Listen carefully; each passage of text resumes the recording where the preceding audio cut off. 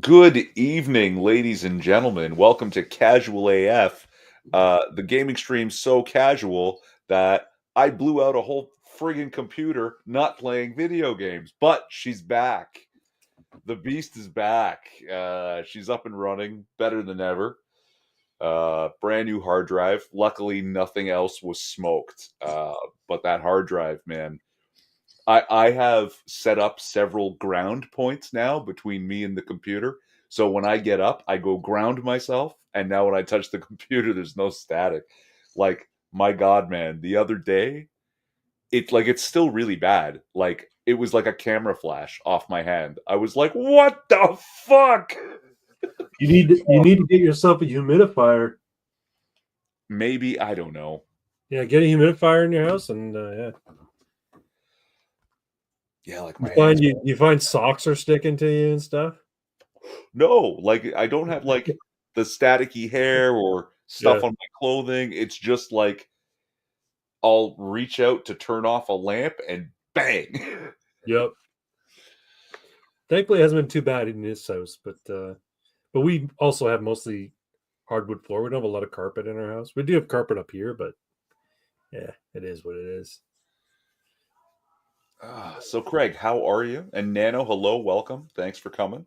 I'm doing all right. I'm doing all right. I'm just you know, living the dream, as they say, enjoying this timeline. I've been working out pretty solid for the last little bit. Finished my training sessions with Chevy on Thursday. Told him I'll hit him up in another, I don't know, 8 to 12 weeks, and we'll do another 4-week session. Yeah. Need an anti-static floor covering around your computer. Yeah. Hey, Irving and Craig, how is everyone? Hey, Six, good to see you. Sixty pants. What else is new? Not much. Dad's on the mend. He's getting physiotherapy now, so he should be able to get out of that wheelchair and start walking around again. Nice. Oh, excuse me. Excuse me for yawning. Sorry. It's just, you know what, these days and these winter days, like when I know. you spend 45 minutes shoveling your driveway, you Oh get yeah, tired. because you burn a solid 600 calories moving 5 to 6,000 pounds of snow, right? I Like, don't know if it's that much. I don't know if it's that much. hey, okay, I don't know how big your driveway is. I did the math. I measured I measured the driveway, the depth of the snow, when it was like finding the density of snow per cubic foot, and it's like, yeah, it could be anywhere from here to here. I was like, that's almost 6,000 pounds of snow. Yeah, DHL is late delivering my taxidermy, a Kodiak bear skin rug for my living room. They were supposed to deliver on V-Day, but no, it's late. So fuck DHL. See, you couldn't even pose naked on it for your loved one on Valentine's Day. That's unfortunate, Nano. Yeah, I'm getting something from DHL as well. I ordered some more barefoot shoes. I like wearing barefoot shoes. You know what barefoot shoes are, right? where they have toes. No, these ones don't have the toes. They just have no rise, and they're just like flat. So there's no rise in the sole. And do they not taper? Yeah, that's right. And it's a nice wide toe box. So yeah, your toes aren't constricted. They're quite comfortable. I think it's how we were meant to be walking around, quite frankly. No, 100%. Um, Bunions they're shouldn't. great. They're great to lift in too because you're completely grounded, right? So DHL is the worst shipper in the world, even worse than Laser Ship. I've never even heard of Laser Ship. I ordered through. Who did I order through?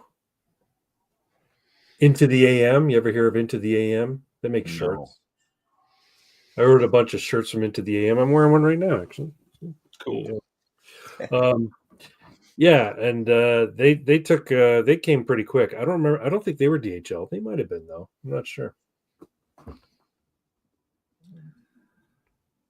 I got a lot of nuts from Amazon today for my breakfast stuff. You eat nuts for breakfast, huh? I do. Yeah, gobble those nuts. Nom nom nom nom nom nom. Gobbling them nuts. That's all right. No, literally, my breakfast. So yeah, you were talking. You mentioned diet, and I don't have banners ready or anything, and because I've got the game up, I don't want to screw it up by clicking stuff because it'll take the game off screen. And don't worry, Right. I'm gonna play it, right? Yeah, yeah. But yeah, no, I am on my gentle cut, and I figured some stuff out, right? If you can keep your breakfast really simple, Yep. and then your lunch boring as all hell, you'll have a ton of room in your calorie wallet for dinner, Oh, no doubt. No doubt. right? Like there are times, and but here's the thing: is I've figured out, I'm not a huge fan of eggs, but eggs are great when you're working out, and egg whites in particular when you're trying to cut. Yeah. And I showed you that recipe that I came up with for those. I don't know what the word for it is. It's like an omelet, but I do it with a wrap and flip the wrap over in the frying pan to fry the wrap, so it's like a giant egg taco. Yeah, yeah, yeah. Uh, I stuff them with so much like onions, mushrooms, spinach, tomatoes, right? You can throw avocado on top, but now I have the egg whites in a carton. Mm-hmm. So I'm cutting all the fat out of the egg. Like I still throw like a whole egg or two and make three of these wraps, right? But it's like, God, it's 60 or 70 grams of protein and 800 calories, right? So if Yeah. I'm having a 150 calorie breakfast, a 400 calorie lunch, just a tuna sandwich, right? With like almost no mayonnaise, just enough to make the tuna, like tuna gets dry as all shit, right? So uh, a little mayo to smooth it out, make it easier to chew. Mm-hmm. So yeah, 150 calorie breakfast, 400 calorie lunch, and then I have a 800 calorie dinner that stuffs me. My guy, I can have a cinnamon roll at 11:30 at night just before bed, and I'm still 400, 500 calories under. And I'm rarely hungry after these eggs, man. So how many whole eggs are you eating? So I'll have two or three, and Yep. then like 1 2/3 cups of egg whites. Yeah. Right. So like that right there is 50 grams of protein plus two or three whole eggs, usually three, right? Oh yeah, and a dash of hot sauce, or I'll chop up the pickled jalapenos that I have, right? Throw them into the fucking mix, and oh yeah, delightful. And somehow I can eat this. Normally I hate eggs, like I just hate the texture. But I guess because it's in a wrap and I've filled it with mushrooms and and ham, a couple slices of ham in there too. Yeah. But I'm keeping the fat content way down by using the egg whites instead. And I'll eat that for dinner like 3 or 4 times a week now.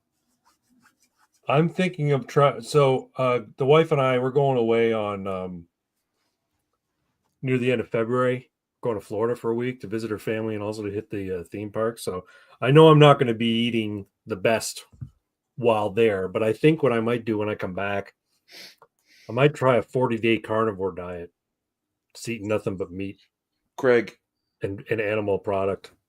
I don't know why you do this. Why Because why do it's you go gimmicky? It's so much not gimmicky, simpler it's than that. fun. It's fun. It's gimmicky. And honestly, I don't believe that that's healthy for most people. I think there are some But people that you don't do thrive it. on That's it. you don't do it long term. You do it for a short period of time.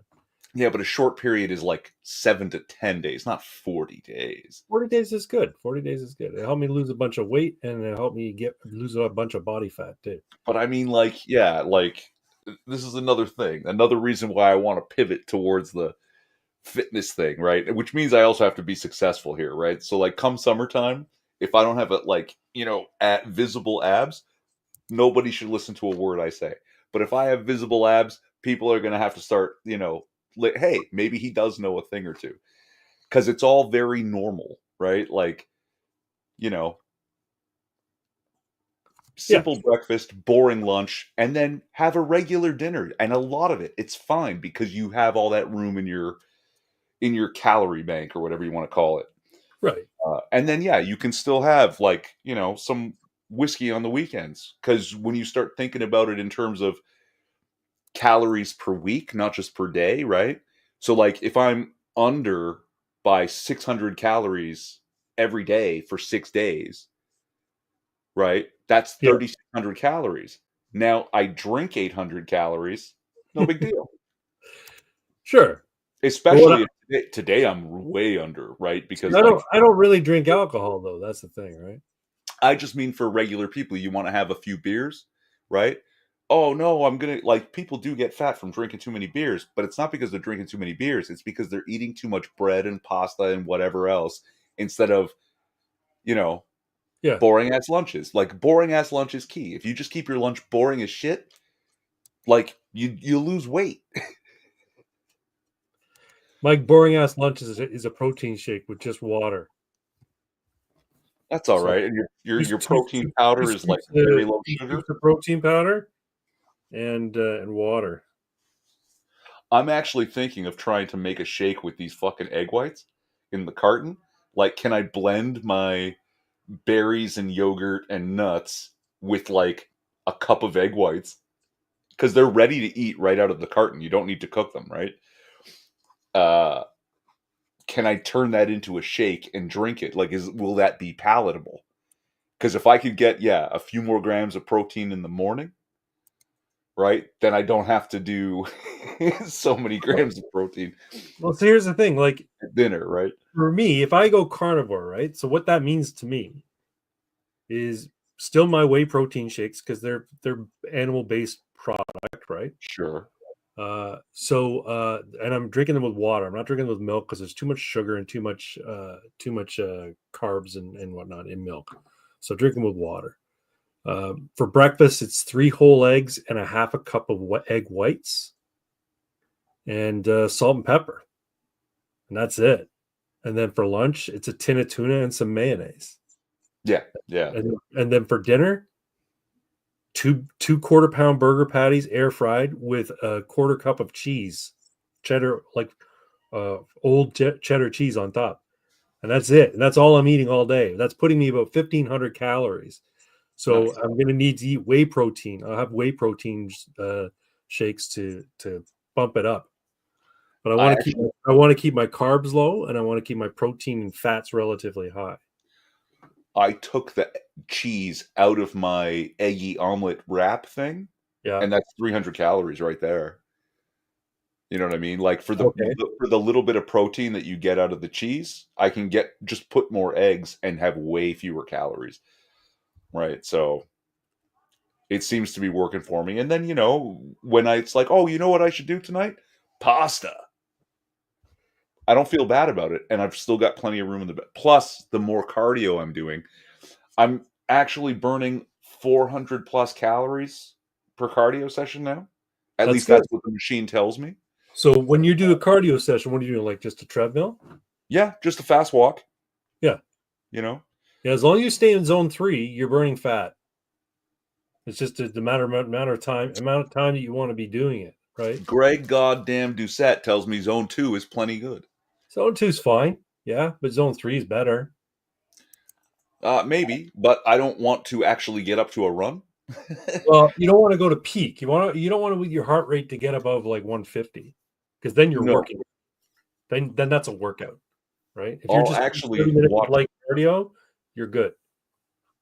Yeah, like I think I get between 130 and 140, and when that gets under 130, Yeah. I I tip the what do you call it? The incline a little higher, Yeah. right? And yeah, doing 25 minutes roughly of just a fast walk. And yeah, then I still have plenty of energy because I'll use that as like a warm up, right? Hmm.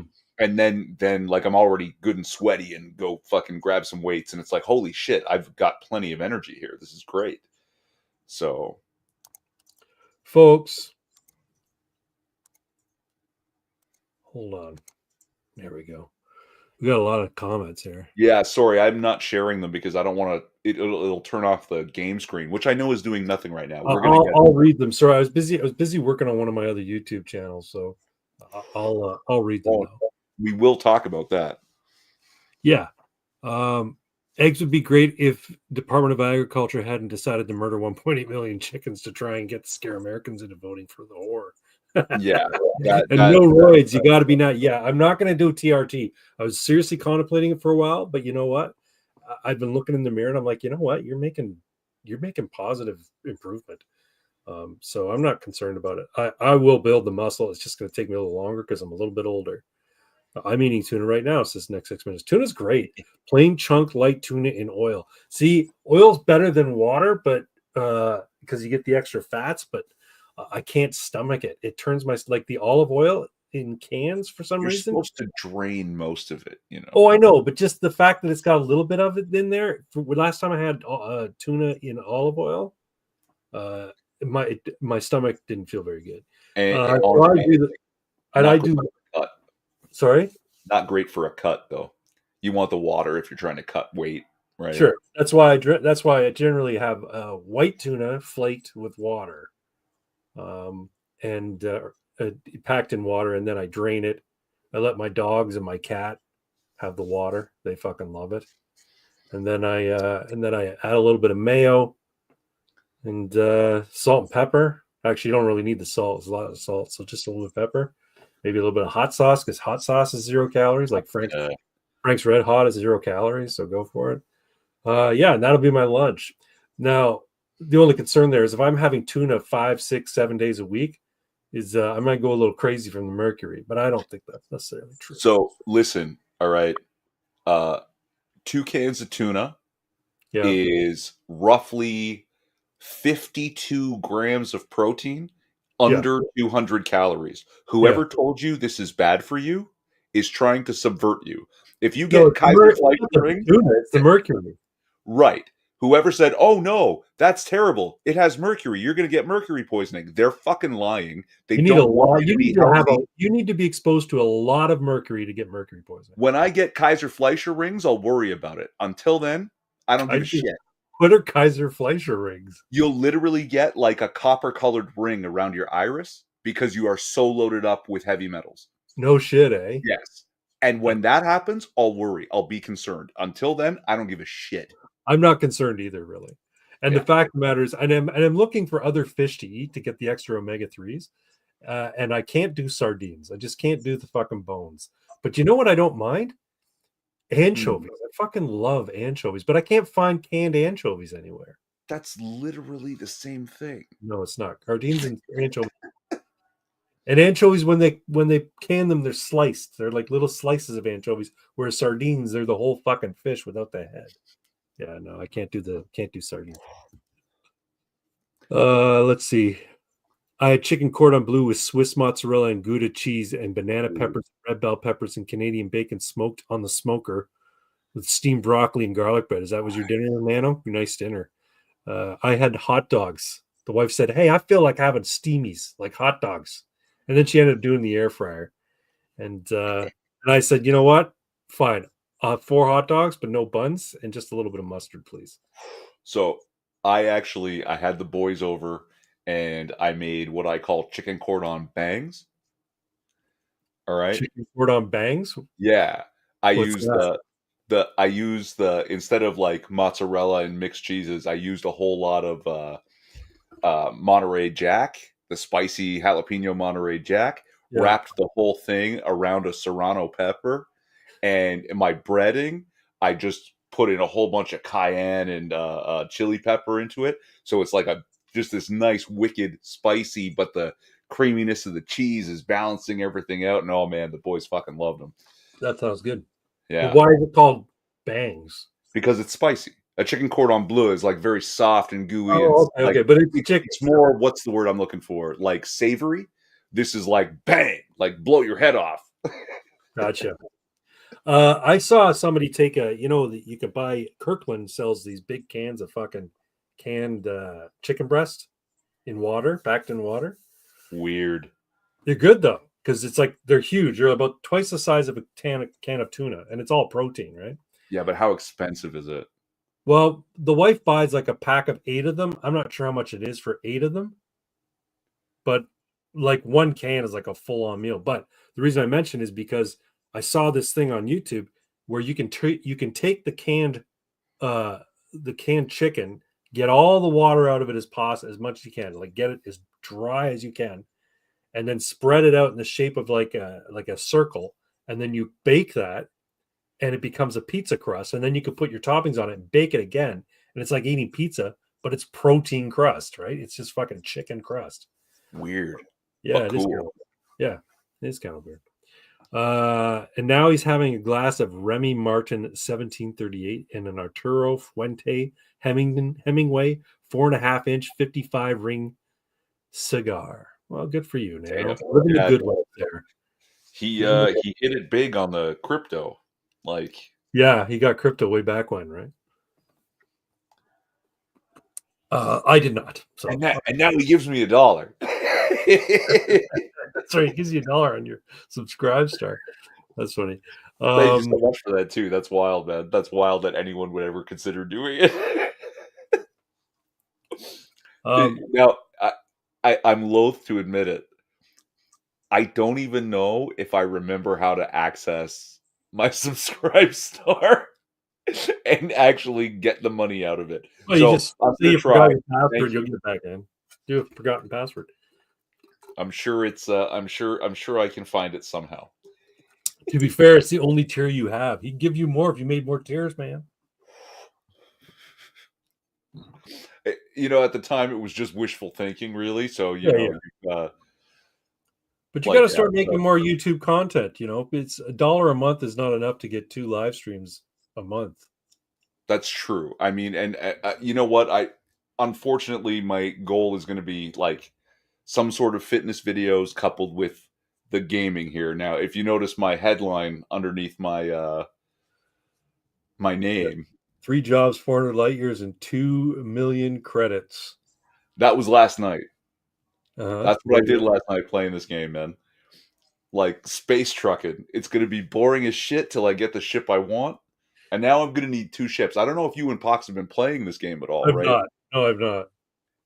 Because the ship I wanted, I just realized doesn't have any of the multi-crew or fighter bay stuff, Okay. right? It's strictly a truck. It's just a 52-foot trailer, right? Hmm. So there's another one roughly the same cost. So I would want them both so I can have, because I love that Type 8 transporter. It just looks so fucking cool to me. But I found a Crate Mark II. It's also a big old ship that can carry a lot of junk and is multi-crew compatible. So you guys can board the ship, and there's a fighter bay.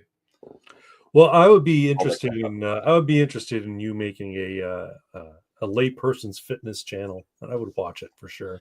Yeah, You like you get a subscriber right there. And speaking of which, I have a channel that I've recently launched called the that's Mad right. God Gaming channel on YouTube, and I'll put a I'll share the link in the chat here. It's called youtube.com Mad God of Games. And the idea here is I'm going to do live streams of TTRPGs. And I'd like you and Pox to be participating. And if we can get at least one other person to play, Absolutely. that would be, I think, ideal. Because as far as I'm concerned, a TTRPG is best when there's 4 players and 1 game master. But three and 1 is okay too. Hey, but if it's me and Pox, we have a lot of fun and we try really hard to play the characters well. So Yeah, yeah. even that came out great. I was having great fun with them. I don't even know why we stopped. Just because I didn't have much more to go. I was, and you know what? I think it's just also a matter of timing, right? But I think if I make it's like when it comes to fitness. If I make a conscious effort to do a thing a specific way, I'll stick with it at least for a little bit. Mm, So if I make a conscious effort to make a channel where I'm doing TTRPG live streams like every week on a specific day at a specific time, then I'll stick with it for a while. I'll continue to play with it for a while.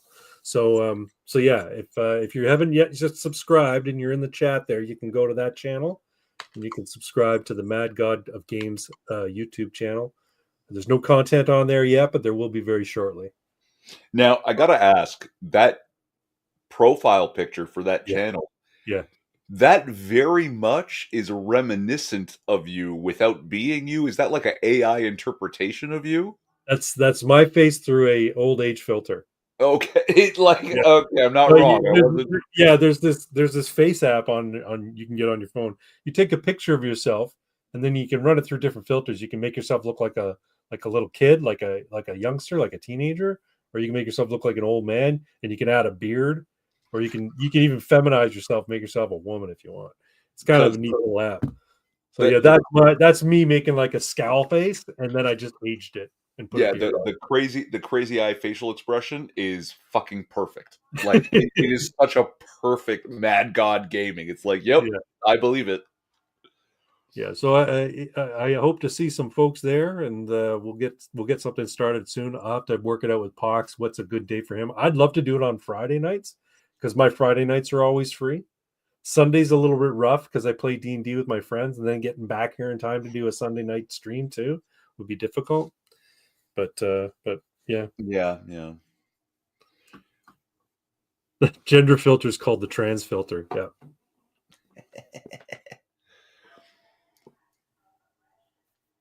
Ah. you gonna So, get you gonna disembark here from Crown City? well, no, disembark is to leave your ship and go walking around. I'm not going to do That's any right. of that. Are you gonna launch from We're Crown City? launching from Crown City, yeah, because I picked up a couple missions already. They're fairly close together. They're in the same system, and it's a total of almost 1,000,000 credits at 140 light years. Like, I don't get out of bed for less than 750 grand, right?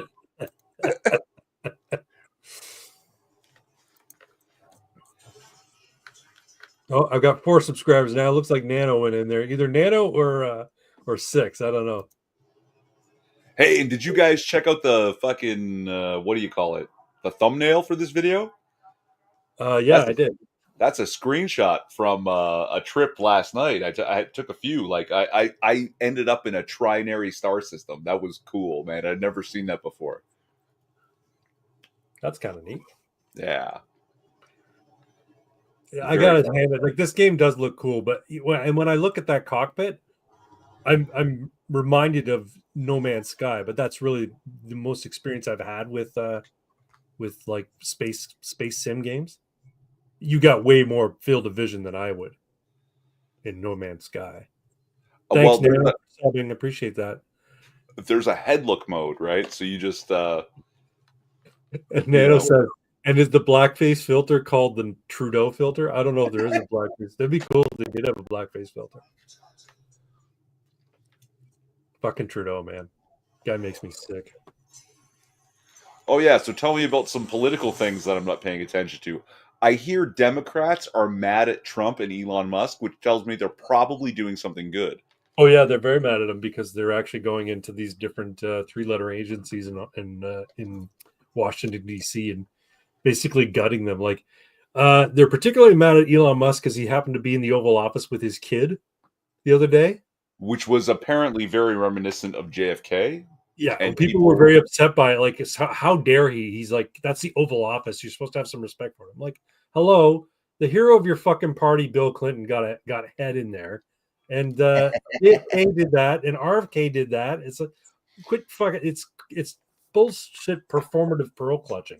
the Anyway, he was getting talking head about was not the headline.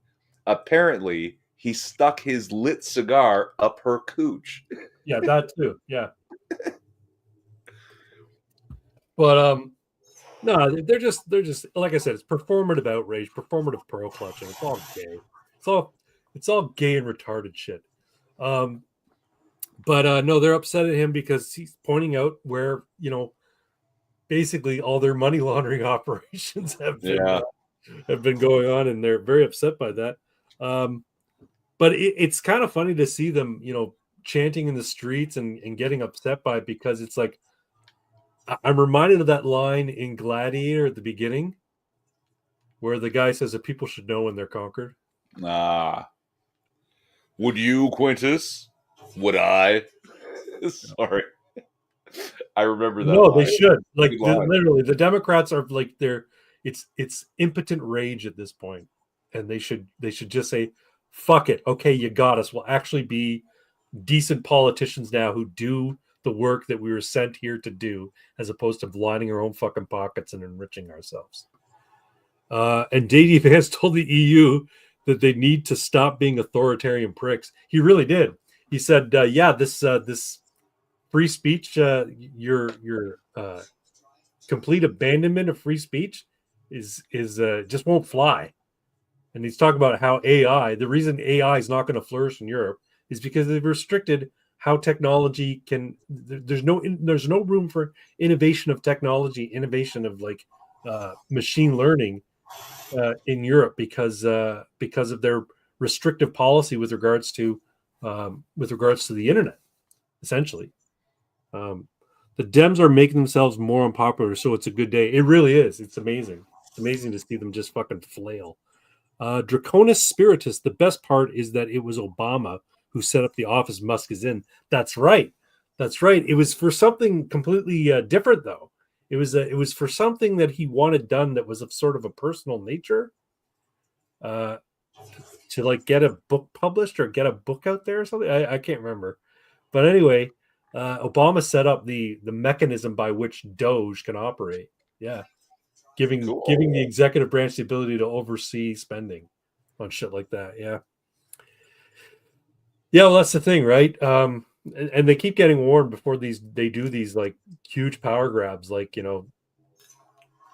ending filibusters, adding filibusters. Making the Senate need a supermajority for things. Like this is all stuff that has come to bite them in the ass, right? So Hmm. it would be a shame, as you say, cut off the parts for those F-35s that all of Europe bought. Cut off the part. Oh, cut off like supporting their parts. Yeah, not just spending, oversee everything. Agreed. Agreed. And we need a somebody made a good acronym the other day. The For Canada, the Bureau of what is it? Bureau of Expenditure Accountability, um, Value, Economic Reporting, which spells out beaver.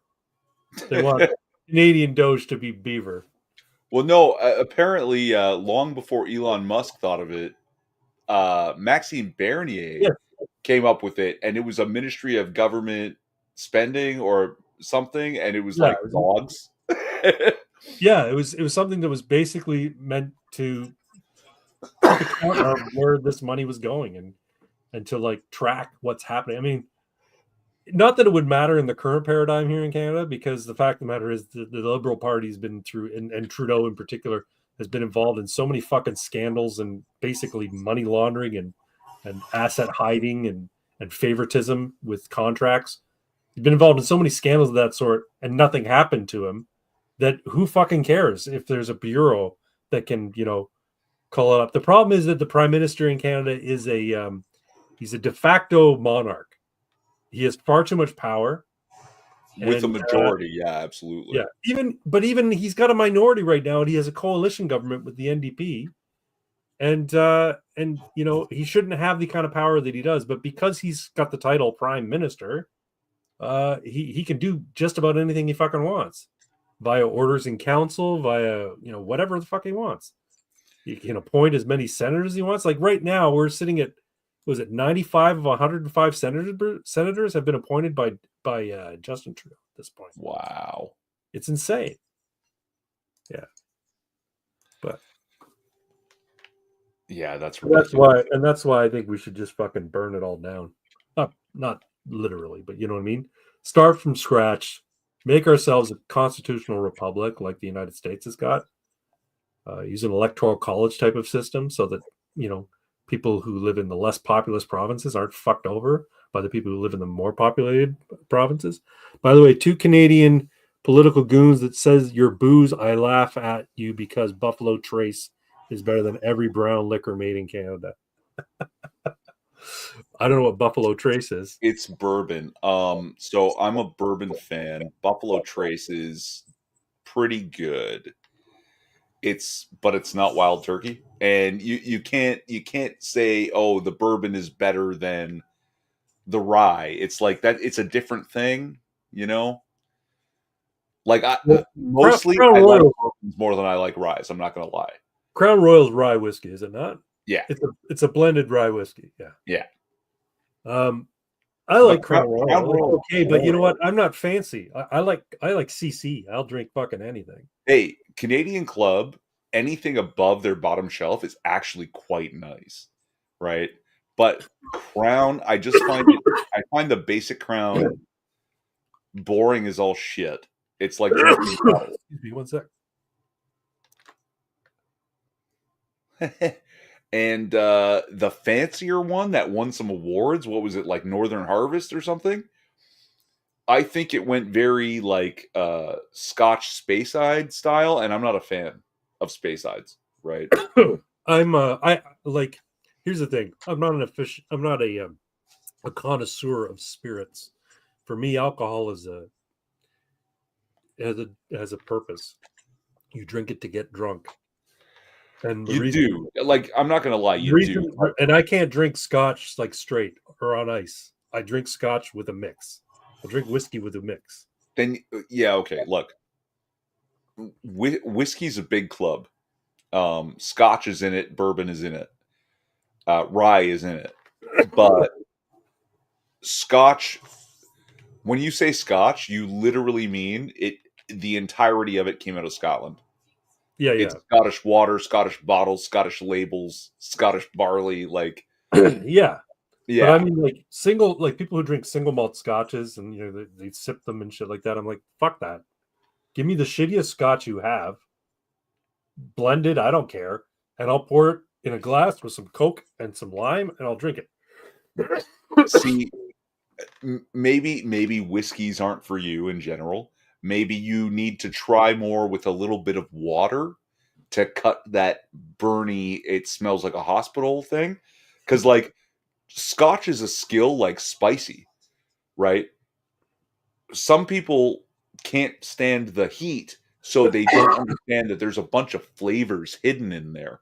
And Yeah. once you can take the heat, now you get to enjoy the flavors. It's the same thing with Scotch, right? If you can practice and get past the holy fucking shit, there's a lot of good tasty stuff in there. I don't know if it's worth the trouble. It depends. Yeah. Like, I mean, I'm maybe happy you're just not that mixing. interested, right? I'm happy just taking my, well, well brand CC and a bit of ice and some Coca-Cola and a bit of lemon or lime and drink that. I have no interest in drinking alcohol for its flavor. I drink alcohol to get drunk. Yeah, but then I mean, you may as well get the most boring ass vodka or gin because it's going to have the least Yeah, notable flavor and then Excuse mixed me, with sorry. stuff. Where Scotch, even in Coke, has a very distinct kind of flavor, right? Like you can try to hide it, but man, it No. powers through. I'm fine with vodka too, but I prefer vodka with orange juice. And most times I drink rum. Rum and Coke is my go-to drink. Because rum is just sugar, right? If you can cut it Yeah. with more sugar, it just becomes mostly sweet. Yeah. Right. But like, yeah, scotches, bourbons, and like whiskey in general, it usually has some kind of flavor palette. You just have to get past that, oh my god, it's burning my face off. What is schnapps technically? Oh, Like it's a liqueur. I don't know what they're made from. Like, I 'Cause don't I know if you remember, actually distill peppermint or you add peppermint to a neutral liqueur. no, peach schnapps and orange juice is good. That's a Well, fuzzy navel, I think. vodka, peach schnapps, orange juice, and I think ginger ale. That's a fuzzy navel. Craig's just a Cosmo type of man. Isn't Cosmo all alcohol though? A cosmopolitan, maybe. Yeah, I like if I'm gonna drink all alcohol, it has to not taste like alcohol. So like a hurricane Long Island iced tea. or a Long Island iced tea. Yeah, I'll fucking drink those till the cows come home. I've never had a Cosmo. That sounds like a girl drink though. What about beers? Not a big beer guy. There's a couple of Mexican beers I like Dos Equis isn't bad, and I've had Sol. That's all right. but I'm not a big like. I don't drink Molson Canadian or Export or 50 or anything like that. I'm just not a beer guy. I find it makes it very gassy, and I feel bloated after drinking it. I was starting to get into beers, and then I realized how fat I was, and I got off them because hard liquor has fewer calories per drunkenness. Yeah, yeah, yeah. But I still Fewer do like calories, fewer carbohydrates. Yeah, everything. Yeah. I I never became a proper beer snob, but I did start to learn about beers, and I was really enjoying them. And Peppermint sometimes I schnapps just will make you shit blue. I did not know that. Peppermint schnapps though is clear. It's not blue. So I wonder why it would make you shit blue. What's that? Is that peppermint schnapps? no, this is bootlegger. Oh, Uh, I don't even know if I like it. I've been drinking this like every week does it after make it, my make half it a shit fifth of blue? whiskey. Does it make it shit blue? I just saw the blue thing, and I was like, I gotta try that. Anything Yeah, that's yeah. that bright blue needs to be tasted. There's And a there's a but gin that's blue. I can't remember what it's called though. I went to pick it up, Craig. I picked up the bottle. You see this thing? Yeah. This is glass for two Okay. dollars and Glass fifty cents. Mickey. $2.45. That doesn't even cover the cost of the glass. I don't know how they're selling it. How much is it? $2.45. It's only like 12%, right? Like it's a liqueur. But it's It's a Mickey. no, no, no. It's a little smaller. It's a 200 mil. Okay, but it's practically a Mickey. Half a Mickey, roughly, But it's Cosmic just like, vodka, cranberry juice, orange liqueur, lime juice, express an orange peel over the top. Yeah, I'd probably like a Cosmo then. Um, yeah, there's a gin that's blue, and I can't remember what it's called. I do know that Pepto Bismol makes your shit turn black. I guess if you're having a lot of it, If you take it because you're having, you take a decent dose. Let's say you're Let's say you got upset stomach or diarrhea, or whatever, uh, and then you take a shit. It'll come out like black fucking licorice. It's nasty. yeah, that's fucking. Is that Aviation gin is scary? blue. That's it. Aviation gin is blue. Isn't that Ryan Reynolds gin? Aviation gin or aviator gin or whatever. I think it is. It's shit gin. Never had it. People started making a big deal out of Hendrix, you know? Oh, and then you garnish with a rose petal, add cucumber. It's like, I don't know, Beefeater, man. Beefeater's pretty decent gin for the Yeah, I price. don't know, Peter. Are you doing cargo hauling or cargo missions?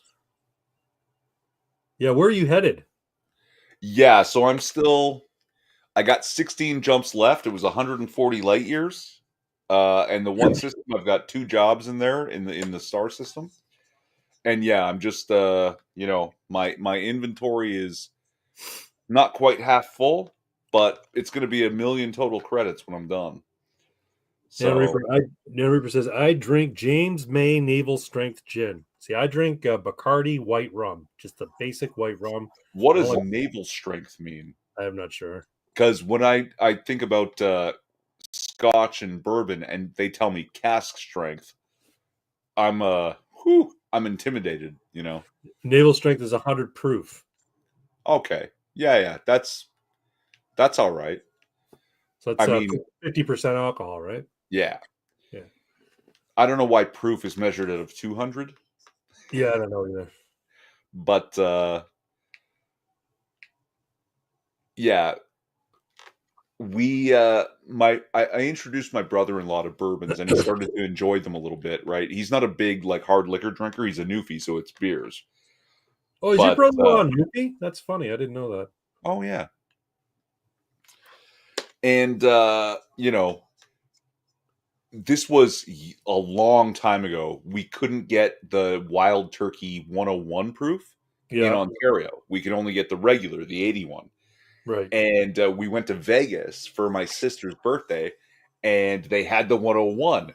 And we were like, oh, we've got to try this. And yes, it's more alcohol, but it's also more flavor. It's like it's more concentrated Mm. because when you age your bourbon or your scotch for several years, when it comes out of the cask, it is very powerful and they add water to cut it down. But that also cuts the flavors. So when we tried the 101, it was so fucking delicious Yeah. that by the time the girls were ready and came down from the hotel room, my brother-in-law and I were fucking shit-faced because free drinks in Vegas, right? And we had just drank like half the bottle between us in a Yeah. matter of an hour. And My yeah. my brother-in-law is Italian. He makes limoncello every year. Oh yeah, my aunt started doing that too in the basement, and fuck, the limoncello is just so good. The And homemade. you keep it in the freezer. Yeah. And so he looks for the alcohol. You got to go to the Quebec to get the alcohol because only in Quebec can you get Canada alcohol that's like 91% alcohol. And It's just a right, neutral spirit that you add to whatever, right? you don't it's yeah, exactly. It's like Technically it's an vodka. alcohol you use to make other alcoholic beverages. Yeah, Yeah, yeah. but it's manufactured by the Canadian government. Like it's got the government of Canada like uh label on it, kind of thing. So, and I guess you can't get the higher percentage alcohol here in Ontario, but you can get it in Quebec. And so Okay. yeah, they buy that, and then they mix it with their whatever concoction they use to make the limoncello, and then they store it in an old Grolsch, like a big Grolsch bottle, and they have it in the freezer. And they bring it out every Christmas, and they pour a little thing of it. But Wild Turkey also Mr. makes Dax is here. He says, "Hey, hello, Mr. Dax." hello, hello. Wild Turkey also sells rare breed Never had that it. is cask strength. So they don't cut it with any water. Right. It's 59.5%. And my brother-in-law and I, we got a bottle of it and we decided to get into it. And we we each took like half a shot. And as soon as it went down, we both started to panic because it's so high alcohol content that we anesthetized our throats and immediately thought we couldn't breathe. Right? Because you can't feel Yeah. air passing anymore. And so now we've learned you keep a bottle of each 81, 101, and rare breed, and you start with a shot of 81 to get yourself used to it. 101, it's like moving into zone 2 cardio. And now we go for the sprint with the rare breed, and you can drink it without fucking anesthetizing yourself and panicking.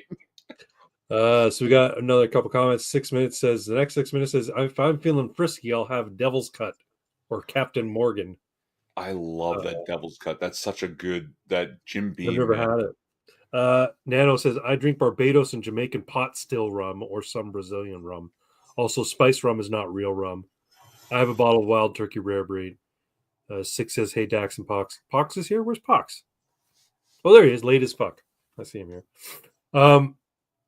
Yeah, I've had somebody bought me a bottle of Kraken rum, and I appreciated it because I like the bottle. I think the bottle's pretty cool. Yeah, it's cool. But I don't like it. I can have like a little bit of it, but I can't drink a lot of it. I'm a very simple man with very simple taste. Bacardi rum, Bacardi white rum, plain old white rum. That's fine for me. See, the thing with Bacardi and like Bacardi White or the Crown Royal is that it's once you're used to the alcohol content, it has no flavor. It's basically water, right? And it just goes down. So you mix it with anything, it doesn't interfere with the flavor of your Coke or your orange juice or whatever you're mixing it with. Right? Yeah, Kraken's not good. I've had it, but it's not a good rum. I've never Um, been a rum fan. It's too sweet. I'm one of those guys who likes gimmicky shit. So like Crystal Head vodka, I like it because it's a skull shaped bottle. I don't know. Apparently, I it's don't know like if the it's good worst vodka. vodka in the world. If you like vodka, you hate Crystal Head vodka. Yeah, it's Dan Aykroyd's vodka. I don't know. I like the bottle. Yeah, Bottle's they're pretty cool. cool. Yeah. Like skulls. I've got all kinds of skulls. My sisters buy me skull everything because they still think I'm a 15-year-old boy. But in their defense, I'm basically a 15-year-old boy.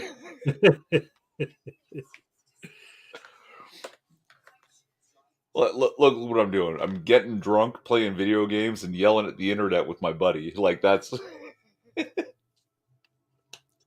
We got some names here that I'm not familiar with. So, like Mr. Dax, I don't know who that is. Draconis Spiritus, I'm not sure who that is either. These are people who come to your channel that I don't ever see on Draconis mine. Spiritus is new to me. Mr. Dax has been around a while. I haven't seen him in a bit though, so it's good to see you.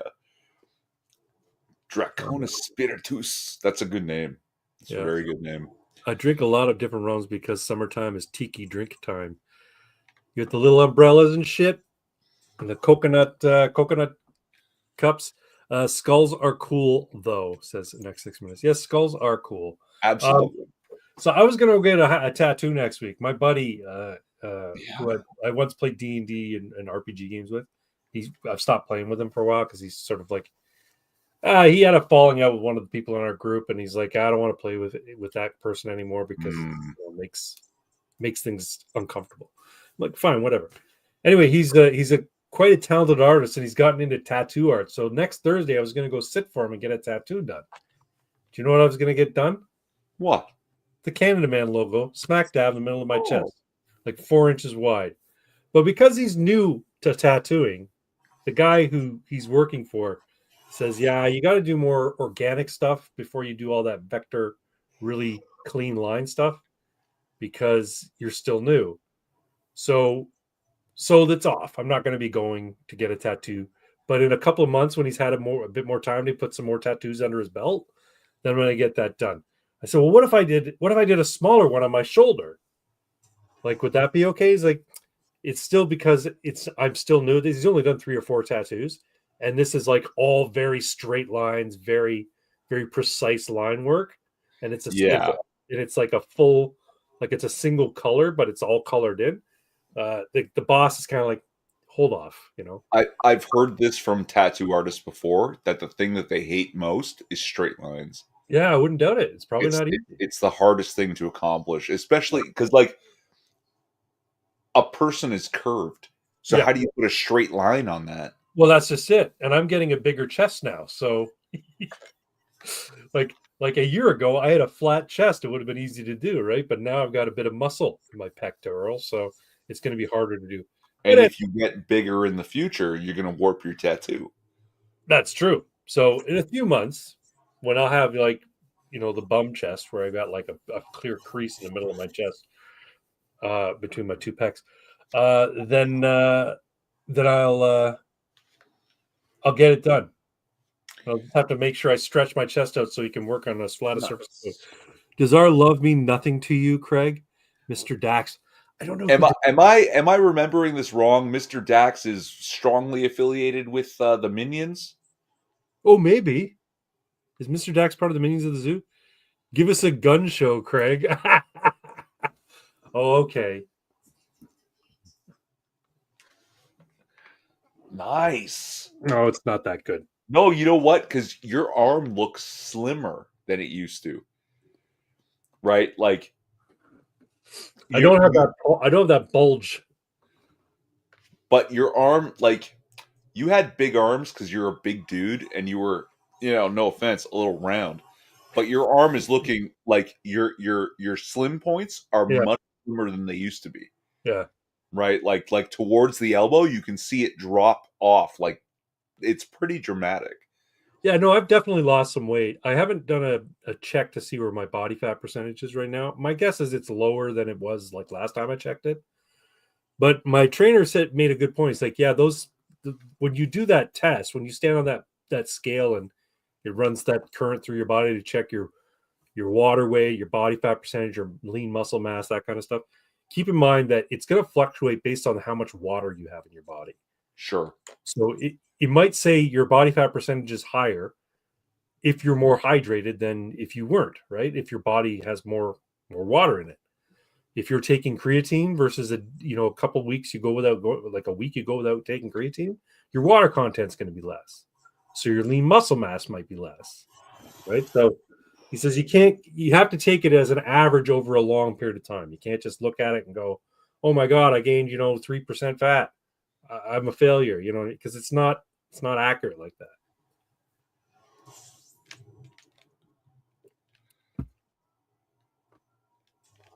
But yeah, that part of the reason why I want to try the carnivore for 40 days is to try and reduce a lot of my visceral fat.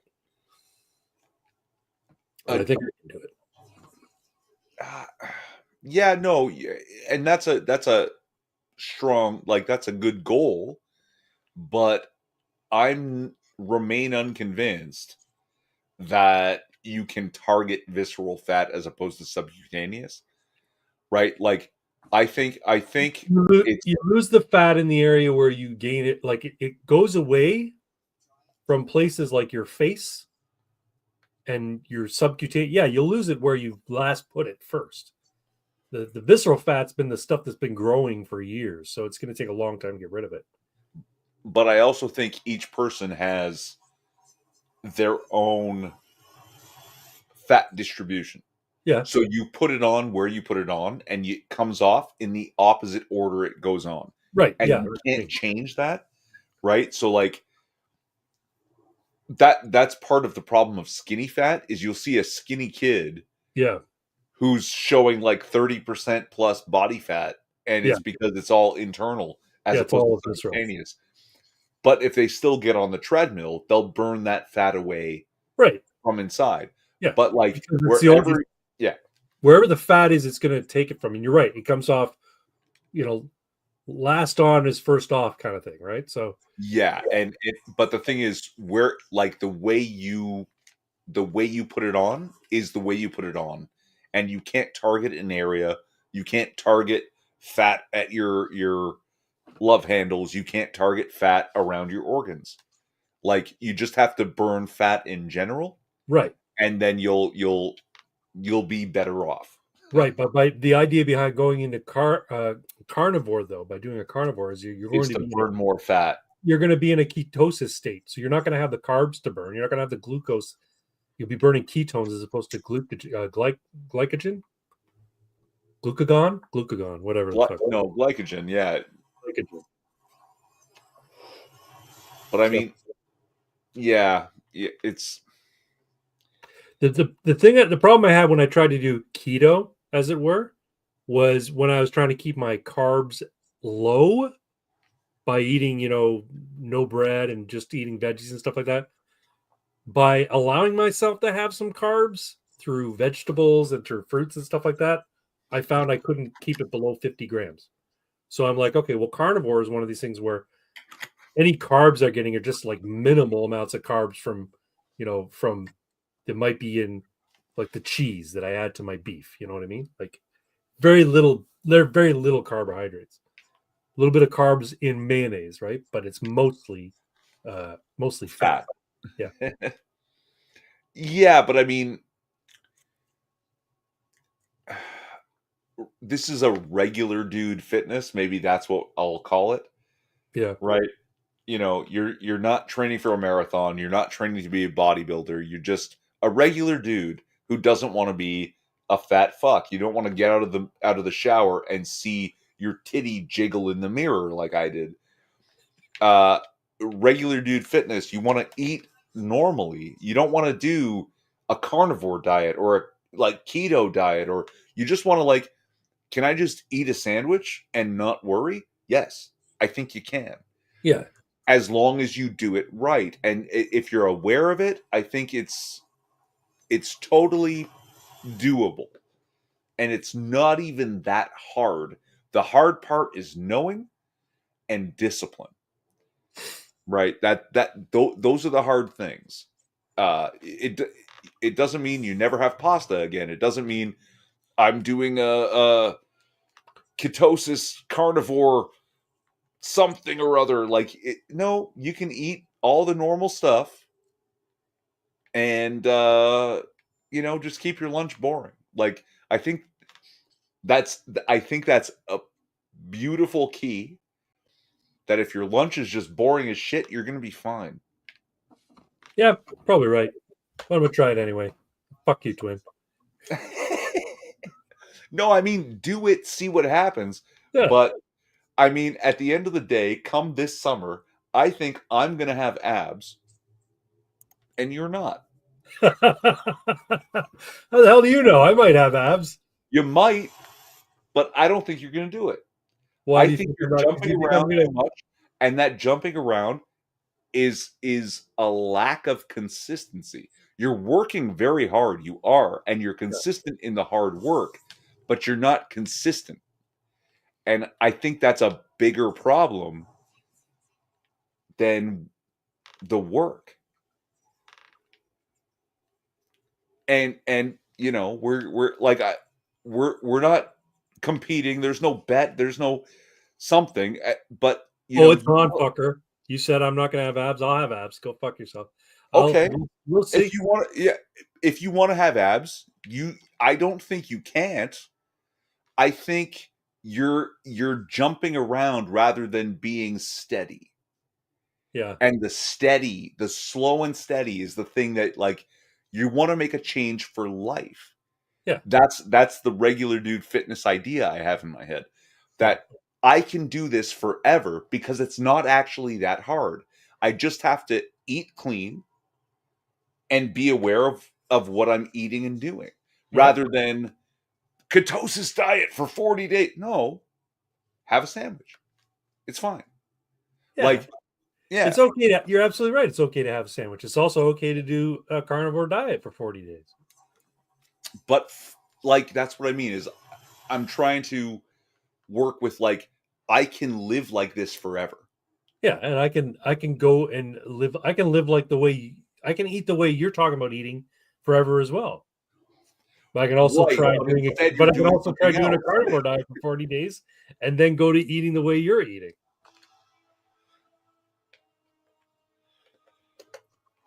I get the gluten-free pasta because I'm a pussy with a gluten intolerance. I don't know what a gluten intolerance is, quite frankly. So gluten is plant proteins. Yeah, And some people, yeah, don't digest plant proteins very well, the same way some people don't digest lactose very well. right.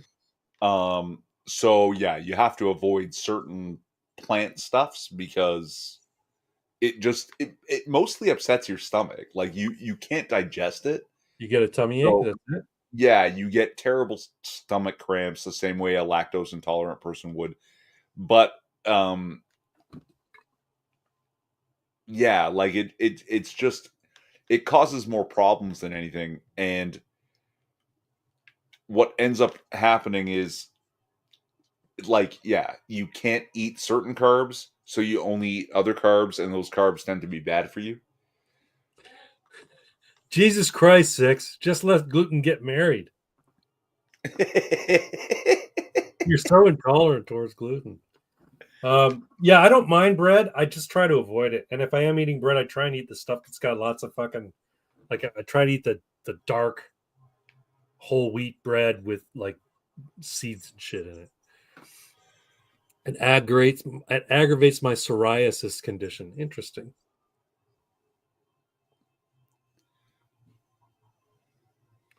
Fuck, I'm gonna have to shovel the driveway again. That is a great shot. I'm taking a screenshot of that. Do it. Yeah, that's nice, right? Mm-hmm.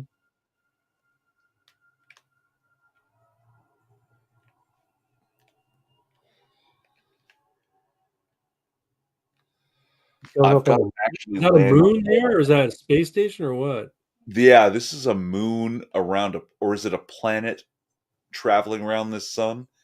I don't know. I've got a. This is actually a little tricky. Pox learned this when he first started playing how to land on a planet. You've actually got to. Prospect. Yeah, this can be a little dangerous. You've got to be very careful if you play Elite Dangerous, and It doesn't look like it has an atmosphere. It looks just like a moon. it's got something.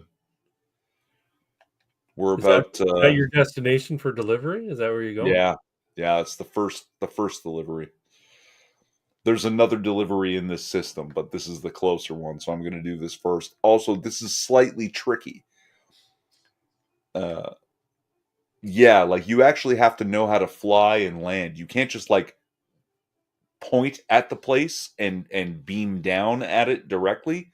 You'll drop out of hyperspace and you'll have like a 45-minute travel at regular speeds.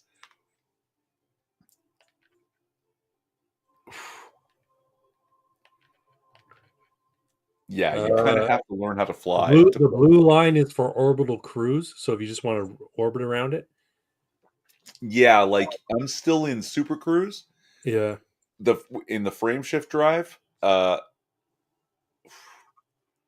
I'm moving at what, 60 kilometers per second.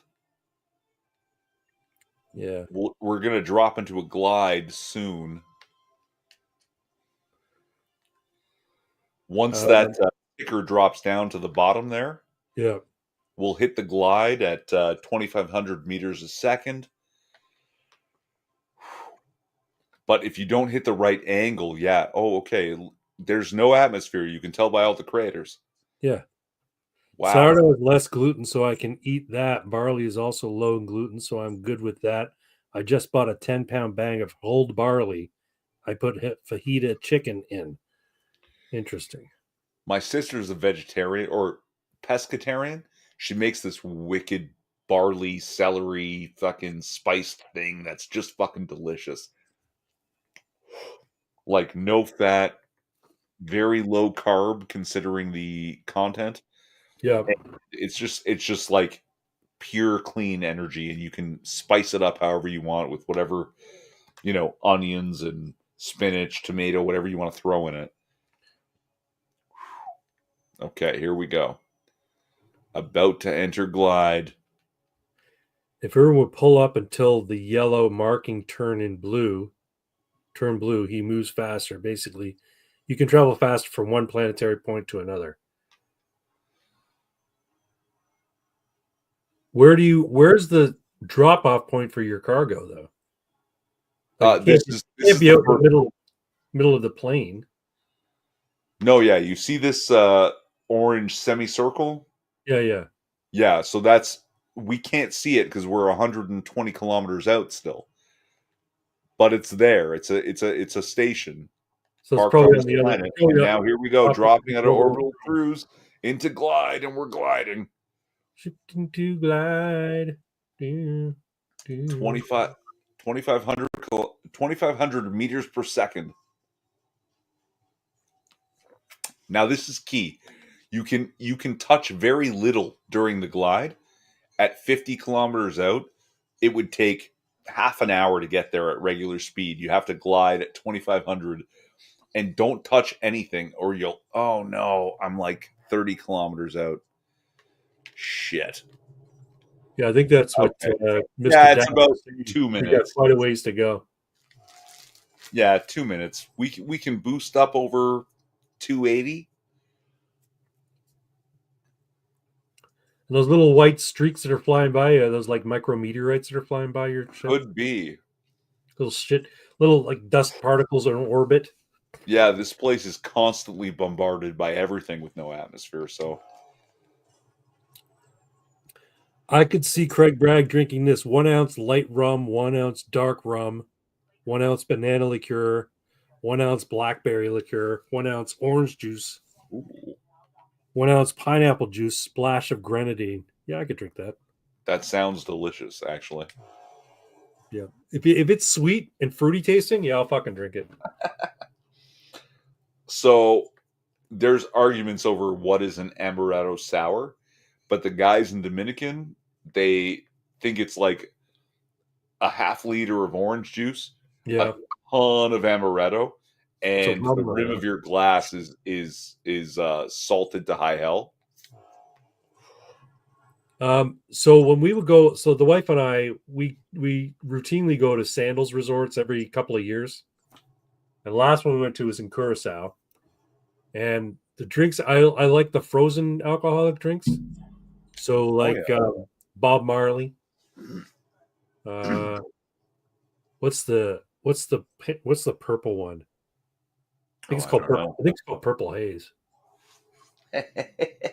And like anything that's like really sweet and full of fucking alcohol, I'll drink it. Vagina Squad Assemble. That's what Pox Toxic says because I drink fruity drinks.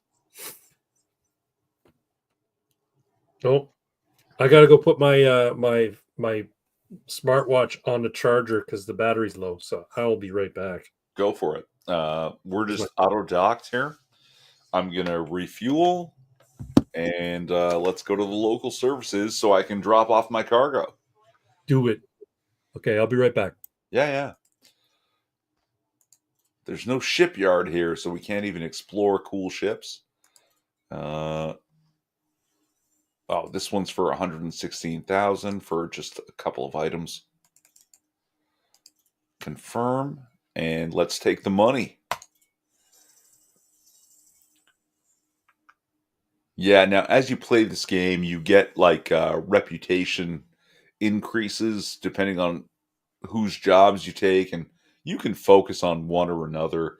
Like if you ever want to go to Earth, you have to get good in good with the Federation. You literally cannot go to Earth without a permit. I'm just gonna check their missions, see if they have anything cool here.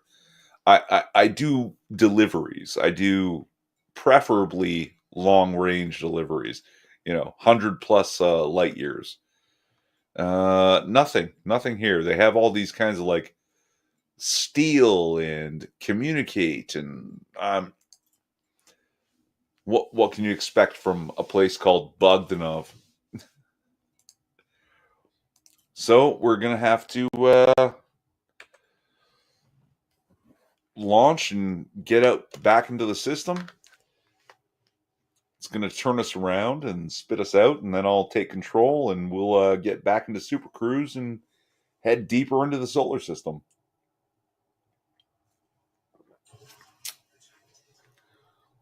Yeah, man, that is a creepy, scary moon. I don't know how they could bother to live here. There must be mining or something. That's the thing you can do too in this game. You can basically do everything in this game that you can do in No Man's Sky, except build. I think you can't build stuff. So if that's your bag, No Man's Sky is probably the game for you.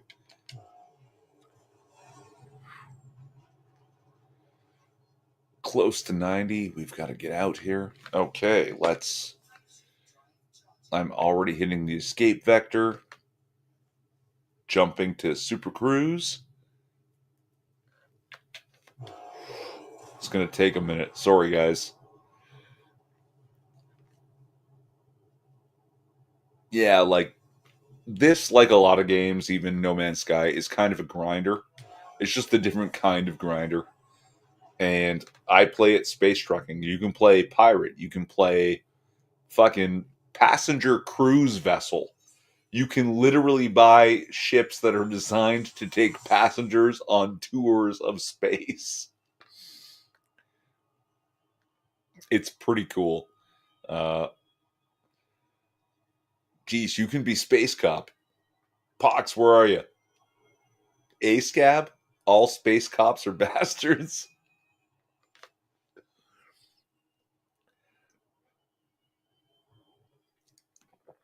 But me, no. I'm just a legit space trucker. Uh, it's probably because I really enjoyed that band Deep Purple from, are they from the late 70s, early 80s? And they've got those songs, Highway Star, Space Truckin'. Look them up. If you don't know them, look them up. If you're Yeah, you need a soundtrack for when you're playing this game.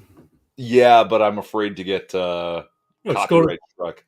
go to Suno and make some space trucking music. Yeah, but how am I supposed to compete with the actual song called Space Truckin' by Deep Purple?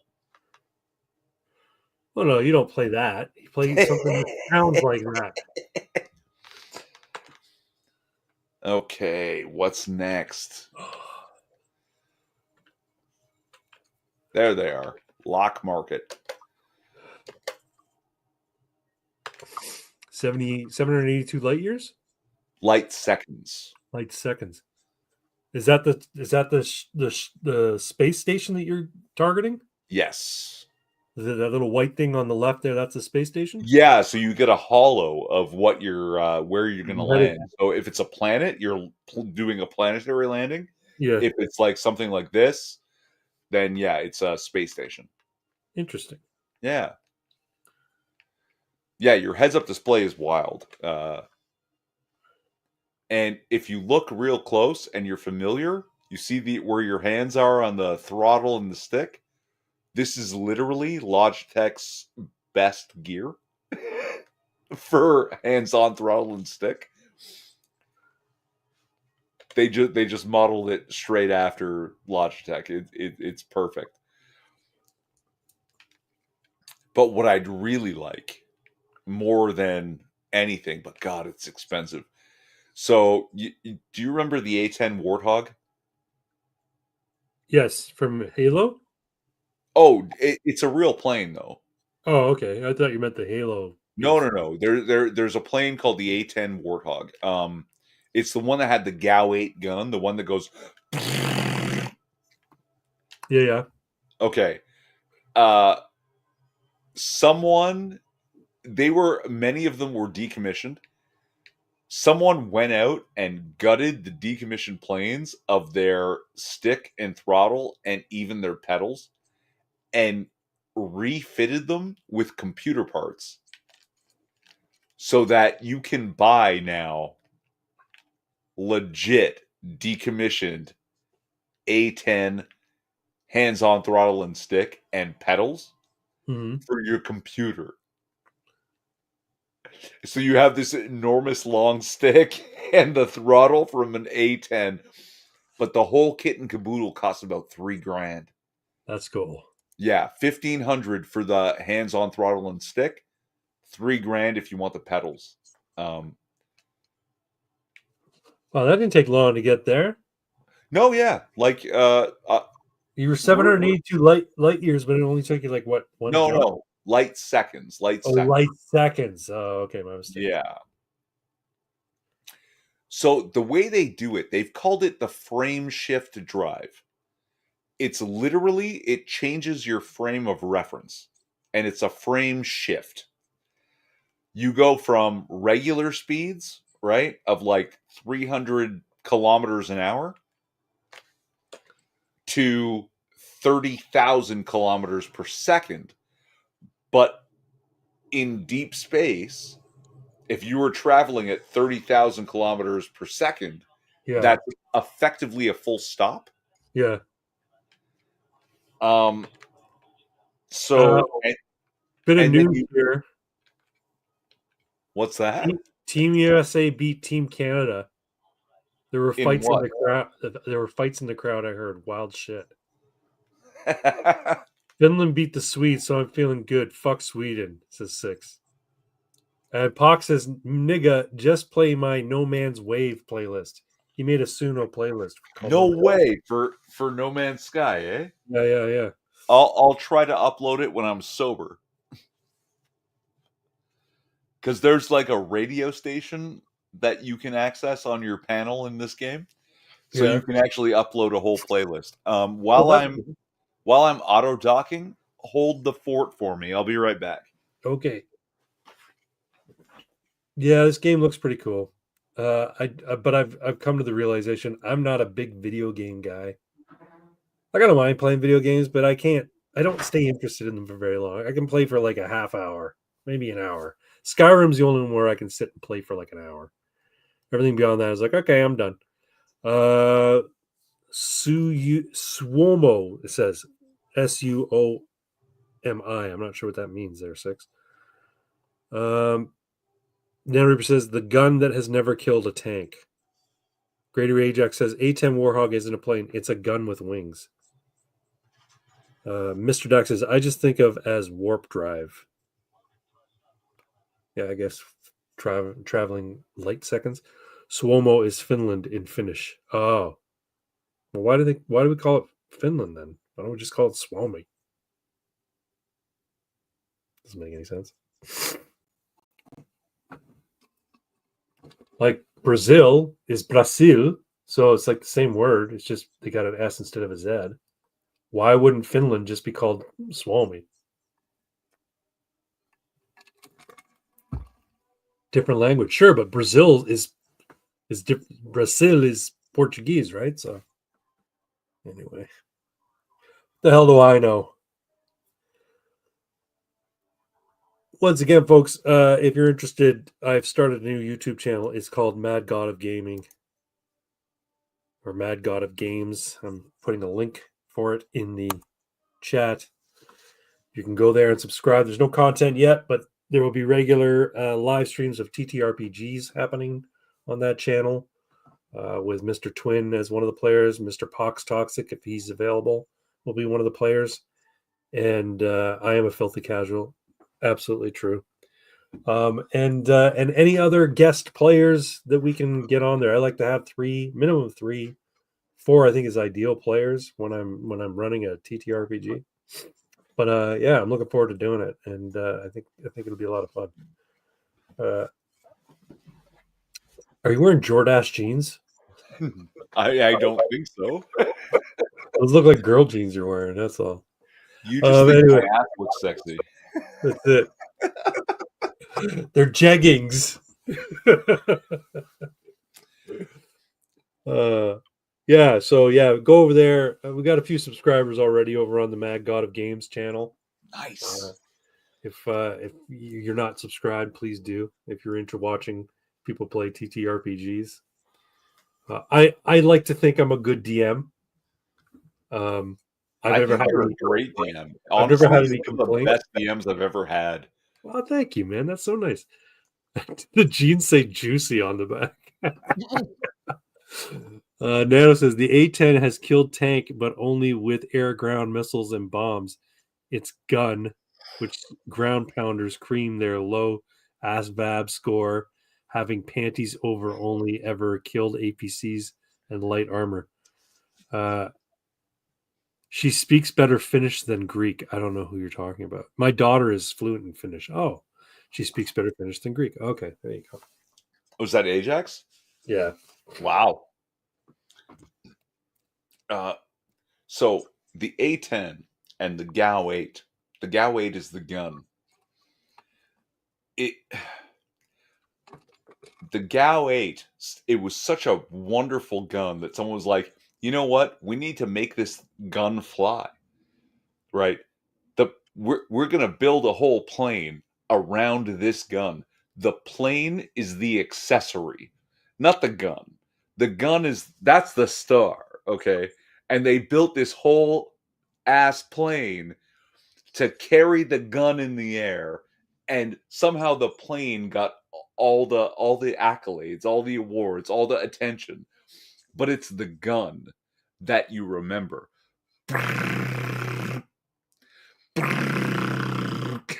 Right? Like, and you think, oh, A10 Warthog. No, it's the GAU 8.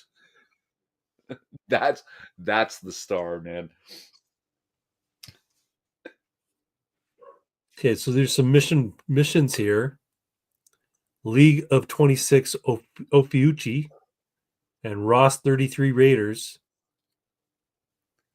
Well, I guess you have to have a certain faction level in order to do the job for. Oh, you completed the mission. Sorry. Yes, this is the mission I just completed. So I got my reputation up with this symbol is the independence. Okay. That the independents have sort of banded together. Okay. They're not federation, they're not alliance, they're not is there an imperial, I think, also? Right? So, and I'm pretty cool with everybody, but I'm not into I'm cordial with these guys specifically, but not with the Empire, faction as a whole, right? So the Ross 33 Raiders, they like me. But the independents in general, I still have a lot of work to do. Now, again, depends where you want to go. Some systems are actually permit necessary that you can't just jump into their system. They'll just fucking kill you if you don't have the right permits. And if you ever want to travel to Earth, right, the star system called Sol, you need the Federation permit. So you have to be on good terms with them and get the permit from the Federation. So that's something you should always do when you're taking a mission. Check to make sure that system does not require a permit, because if you don't have it and you took the mission, that mission is automatically failed. Yeah. Understood.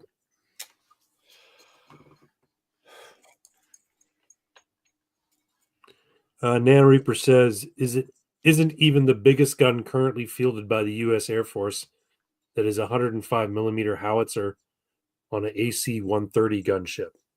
Put a howitzer on a ship? Yeah, but the AC-130 is like a cargo plane. Like you could put 300 people on it. Like yeah. Yeah, but I'm thinking like using a howitzer on a like. I don't know. Wouldn't that like knock you fucking out? No, because it's like an Airbus 300 or 380. What is it? Yeah. With a gun on the side. It's like, it doesn't matter how big the gun is. You're not moving the plane. It's fine. Yeah, but in the air, wouldn't it make an effect on your flight? Are you firing a nuke out of it? Are you launching Elon Musk's Falcon 3 or Oh, I'm whatever? just thinking the recoil on something No. that big. No. The plane's too big. It's too powerful. Fair enough. Yeah. 36 units of fish in the name of democracy. What's that? Threat level 5. That's not even a problem for me. Let's see. So here you have to check the galaxy map before you accept the mission, because you have to look. It would say permit required on this sheet right here. Right. I don't need a permit because it doesn't say so. So I can just accept this mission. 500,000 credits. Let's go for it. It's only 80 light years. That's like maybe 10 jumps, 12 jumps. Go for it. Also That's a this. fishy past Badum Tish. Bacigalupi plant. And this is 468 light seconds. That's very close. 10,000, you're looking at a couple of minutes. 100,000, that could be like a half hour, even at Super Cruise. Yeah. Right. When you're hitting 500,000, you're looking at like 90 minutes of real time. There's a place called Hutton Orbital. Yeah, I think it's about 500,000 light seconds from the star that you jump to. And yeah, there are people that will travel out there and wait to shoot down other players. They will just grief you while you go on this pilgrimage, so to speak, to Hutton Orbital. AC-130 is a cargo plane with 105 millimeter howitzer, two 40 millimeter Bofors guns, and 20 millimeter Vulcan 6 barreled Gatling guns, all firing out the port side, and 4 turboprop engines. Cool. Yeah, and like it's a cargo plane per se, but if you were to fill it with seats, you could put 300 people in it. Like it's enormous. Yeah. Accept the mission. Yeah, definitely. Now you Go gotta get them fish. items. It's anchovies. It's just a shit ton of anchovies. It's just They're doing one of those. They're making the world's biggest pizza. They're making the galaxy's biggest pizza, and they need all those anchovies. You can fit 100 paratroopers on it, he says. 100. Okay, that's with all their gear and with all their weaponry. But if you gut the thing, right, and just have it as you've seen how cramped they put you in a plane when you go to Florida, right? Yep. Yeah. I'm not wrong. I'm not wrong about the size. That's all I'm saying. Yeah, it's big. Says 6 says the 130s are big and can transport tanks. Yes. Yeah. Nano says, but the AC-130 orbits the battlefields and rains down death. Yeah. not tanks. Only a C5M can carry a tank. Okay. I don't know about all this ordnance stuff.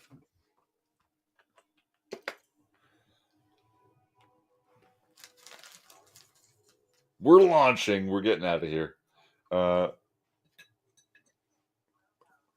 Yeah, I gotta say the visuals in this game look amazing.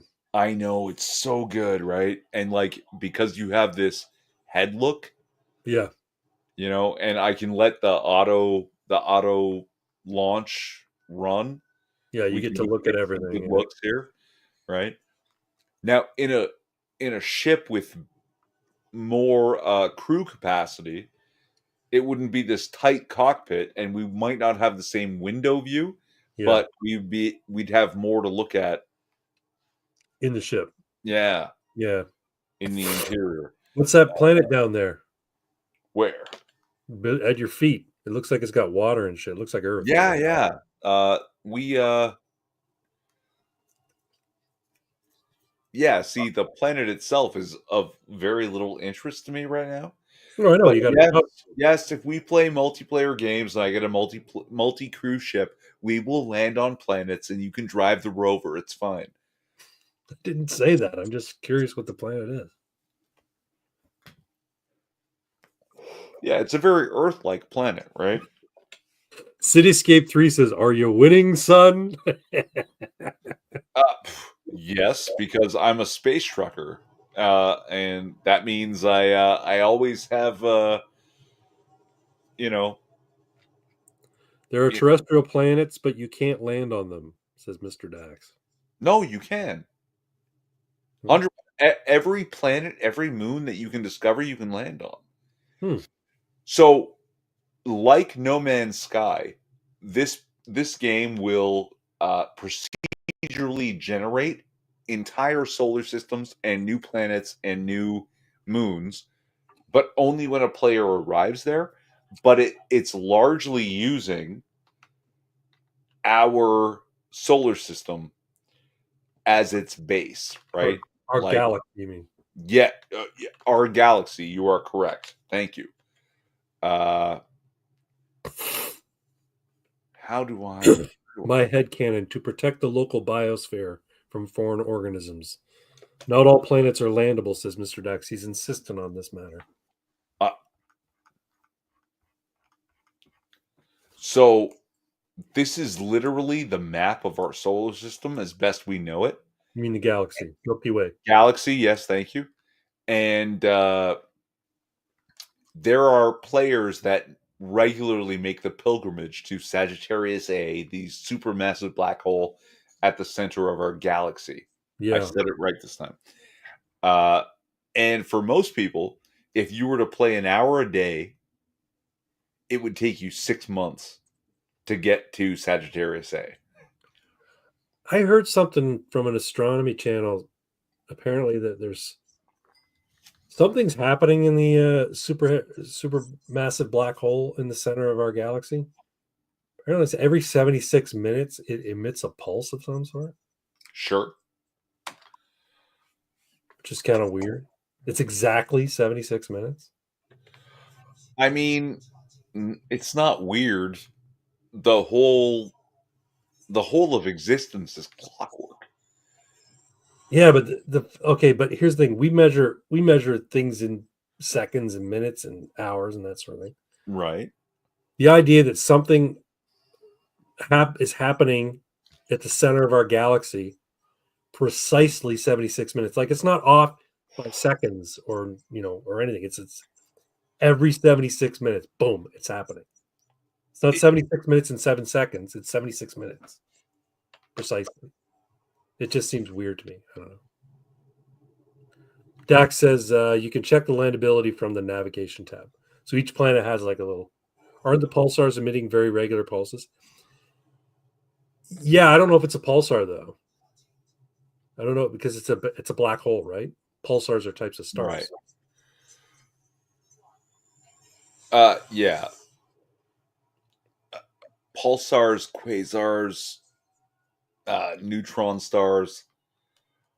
They the way they rotate, they blast shit in all directions, and so we see that blast whenever it spins at us, Yeah, yeah, right? yeah. Uh, Landable planets have a blue symbol. Okay, so if they don't have a blue symbol, then you can't land on them. Your mom is a gas giant. My mom is dad.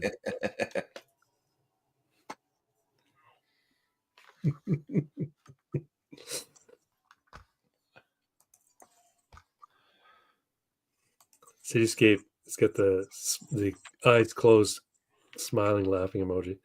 Plus, the correct term is has happened because in many light year to the center of the galaxy. Yes, you're right. It has happened. It's not happening currently, as far as we know. and like we measure time based on what we see in the stars. So the idea that, oh, something happening in the stars is exactly the way we measure it. Well, that's because we took our measurements from them.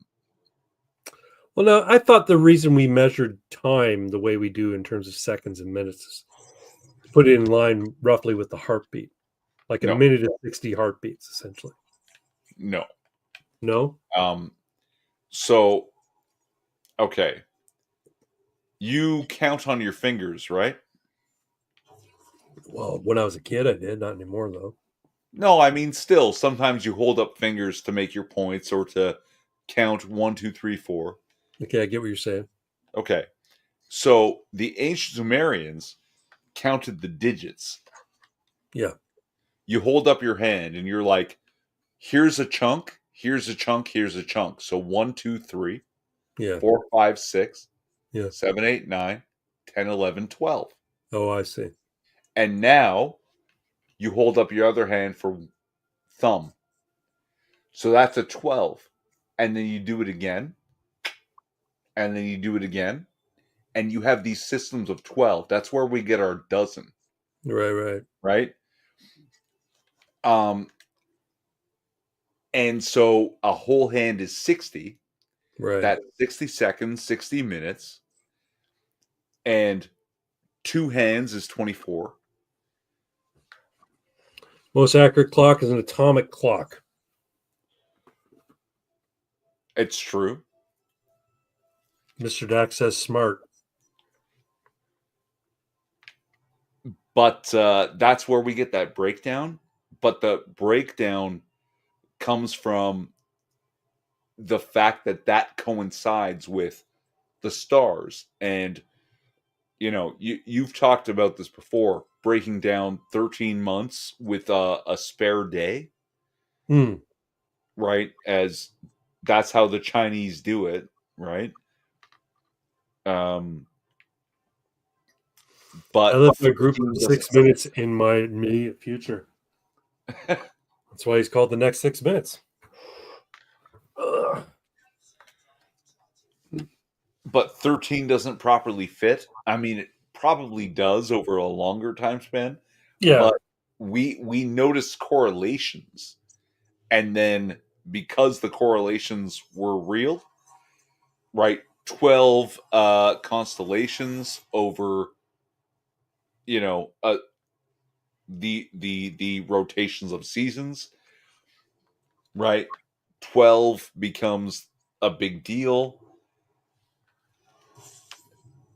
And yeah, that's how we end up measuring things. So to find out that, oh my god, the supermassive black hole is exactly 76 minutes, it's like, yeah, because that's how we learn to measure time from the rest of our solar system, from the rest of the galaxy. We okay, sure, measured but ourselves. if the pulses happened every 76 minutes, but we didn't know anything about these pulses until we started monitoring the No, supermassive. but we measured our time frames Yeah, against what we saw in the sky from the very beginning. sure, So but it doesn't correlate to the supermassive black hole at the center of our galaxy necessarily. no, but the rest of what we always saw correlates with everything we always saw, right? So something behaving the way we always saw it behaving, and we adopted our measurements against that behavior, to see something behaving that way makes perfect sense. Yeah, fair enough. You know, it's interesting though. We think of the day as 24 hours, like it takes a full 24 hours for us to do a Rotate. rotation. It's not exactly 24 hours. It's like Yeah, 23 hours and 54, 56 minutes, I think. and actually the Earth's rotation is slowing down. I heard that. Yeah. Yeah, that we've lost a minute over 100 years. Only the Skaven use a 13-hour clock. Those Skaven. Dirty rat people.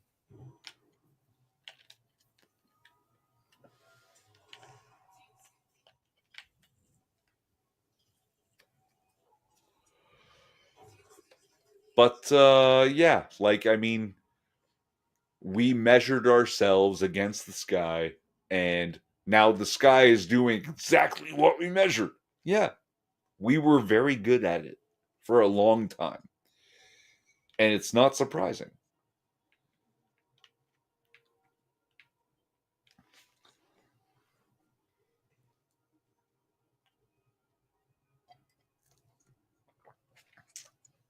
So tell me more about Donald and Elon. They're gay lovers. No, I'm just joking. Donald is not holding back and he's not slowing down. He just executive order after executive order. And Elon's Doge agency is finding waste and abuse and fraud in all manner of agencies. and is Tom Homan going after AOC now? Is that's the thing I heard, that He's she wanted going to, after people who are blocking. Like right, the first priority is to go after illegals, and they're going to target primarily criminal illegals who have engaged in crime and being held by uh, you for know sure. being held by the penal system. But there are a few cities and a few states where they say we're not going to help, or we're going to give them advance notice. And he said that if you give them advance notice of our agents coming, so that they can evade deportation, you're breaking That's the law and you'll be charged. yeah. Yeah. So So what I heard was she actually set up some kind of like webinar for illegals to find out how they can best evade ICE, and then I didn't think it was show. Elon Omar who was involved in that. It might have been Oh, okay. Elon Omar was involved in that. Here's the Department of Government Efficiency live tracker until July 4th, 2026. But Yeah. there was something about how AOC set up the webinar but didn't show up to it. Oh, I don't know, maybe. So that's the thing that's covering her ass now. Oh, That maybe. even though she set it up because she was not taking part in the webinar proper, that she might be outside of legal yeah, that she technically didn't break the law as Right. of now.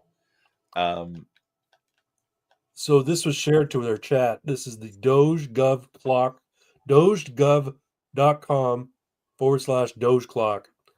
So there's 503 days until July 4th, 2026. I'm not sure what that means. Is that the midterms?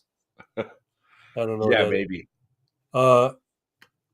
So far, they've saved 49.09 billion taxpayer dollars saved. Savings per taxpayer works out to $327.27. Progress to goal, they want to save 2 trillion. Progress to goal is 2.5%. Total initiatives 77. I don't know what that total initiatives means. Is that 70 total initiatives they've started or total initiatives they've closed? I don't know.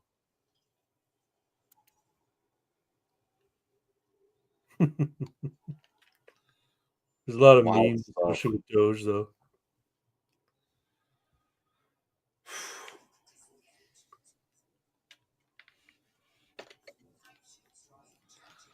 Funny stuff. Yeah, so Department of Education is going to be, well, they may have already started, but they're now talking about going after um, the Pentagon. That's going to be one of the ones that come out next, and they have 503 days to hit 2 trillion in government waste that can be eliminated, which would balance the budget. Oh, okay, so that's the goal. Department of Education is one that bugs me so much as a Canadian because, man, the standards have been dropping for 150 years. Yep, And all these assholes are just like, we need more money. We need smaller class sizes. We need more. It's like, how about teachers do their fucking jobs? You know, they spend more per student in the United States than any of the industrialized nations, and they're in the bottom 40 in terms of like test results and graduation rates and all the markers for how well the kids are educated. So they spend more than any other state or any other country in the top 40, and they're the bottom of the 40th of the top 40 and in terms of results for students, like as literacy, as a numeracy. Canadian who suffered the strikes of government workers, I can't I can't even sympathize. I can't empathize in any way with some assholes who take my tax dollars and then dare to hold me hostage and say, give us more money or else. I think that's a crime. Yeah, Like, no, I agree. And that's why I've always had an issue with unions. Unions are essentially they're a force of what do you call it, extortion, right? yeah, Um, absolutely. And I understand that there are greedy capitalists who will, ruin people and bring in foreigners to do the jobs instead for half the money. hmm, But when you're a government employee, you're being paid by my tax dollar. Who the fuck do you think you are that you can unionize and hold the taxpayer as if they're some sort of greedy capitalist pig yeah, who's daring to make a profit on your back? It's like, no, you're literally just stealing from John Q. Taxpayer. Like, six. You're awesome, or Pox, you're awesome. Pox shared a picture of uh, Alexandria Ocasio Ortez, whatever her name is, standing in front of one of the buildings in Washington. I think it's Lincoln Memorial. I could be wrong though. And she's wearing a T-shirt. It says, "I like it Doji style." So up to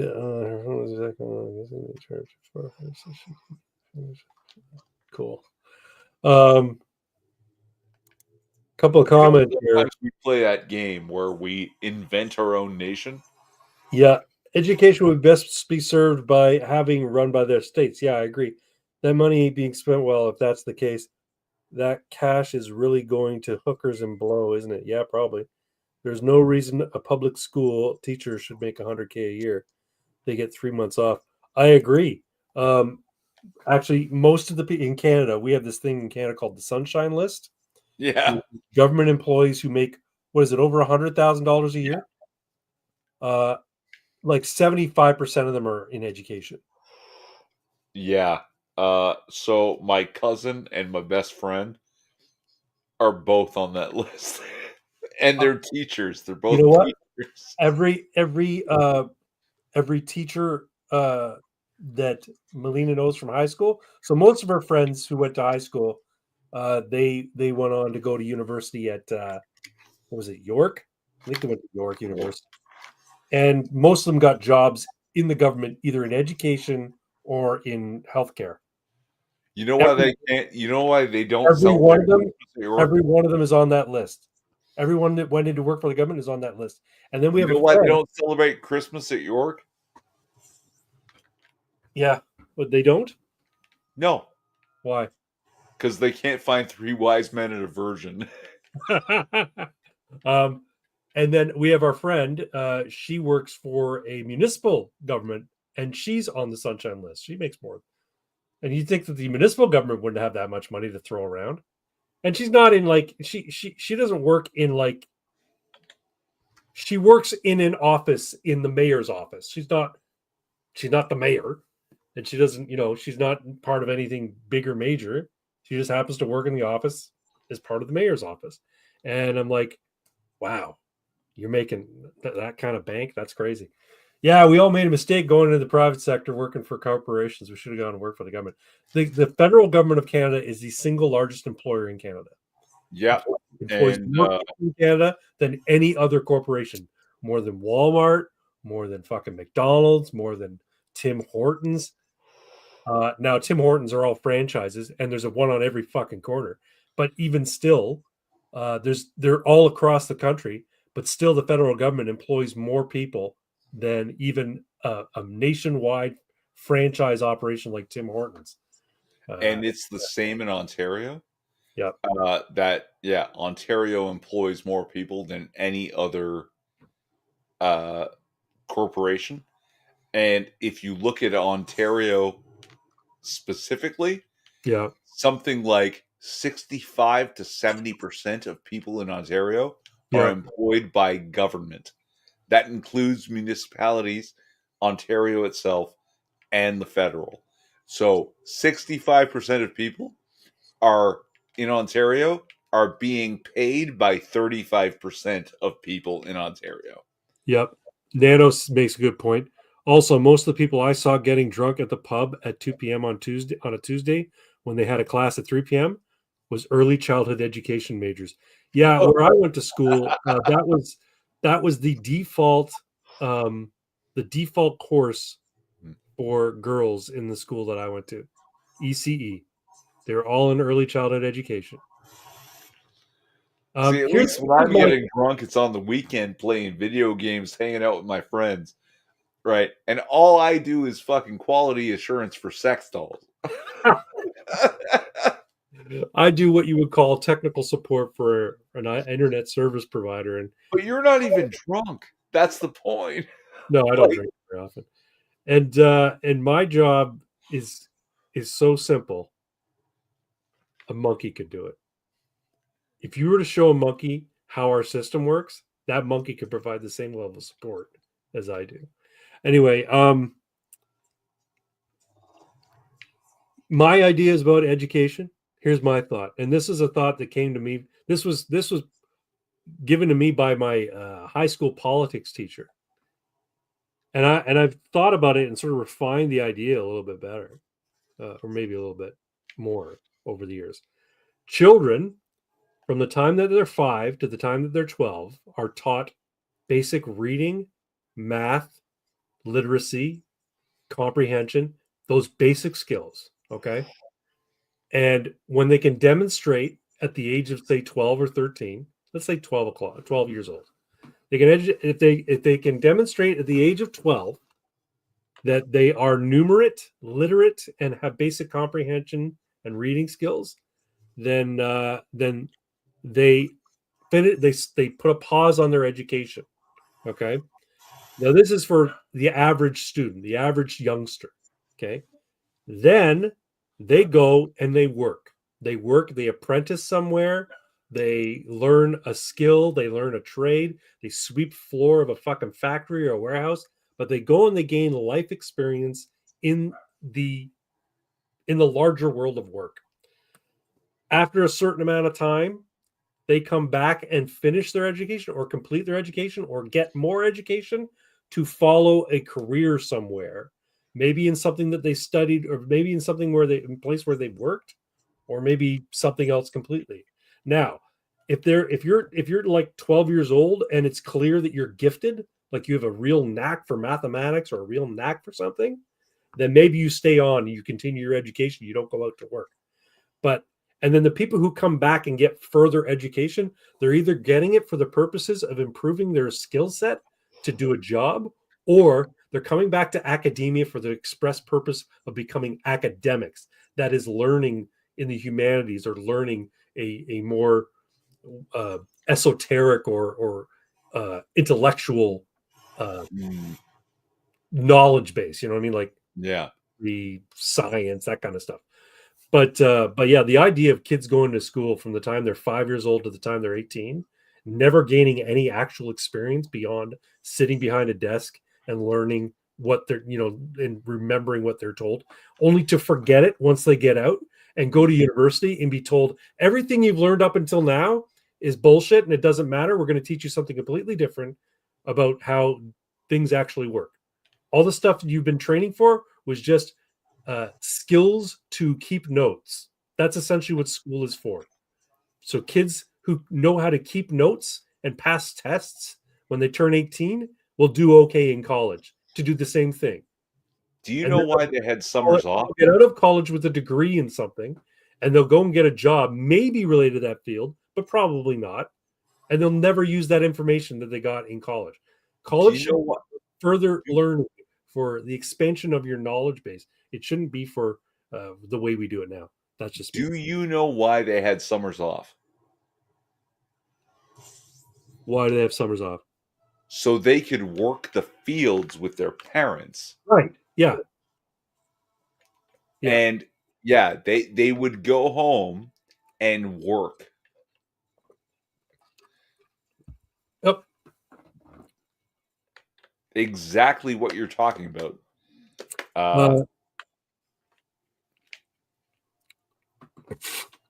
No more than 5% of the population should we work for the government in non-military positions. I agree.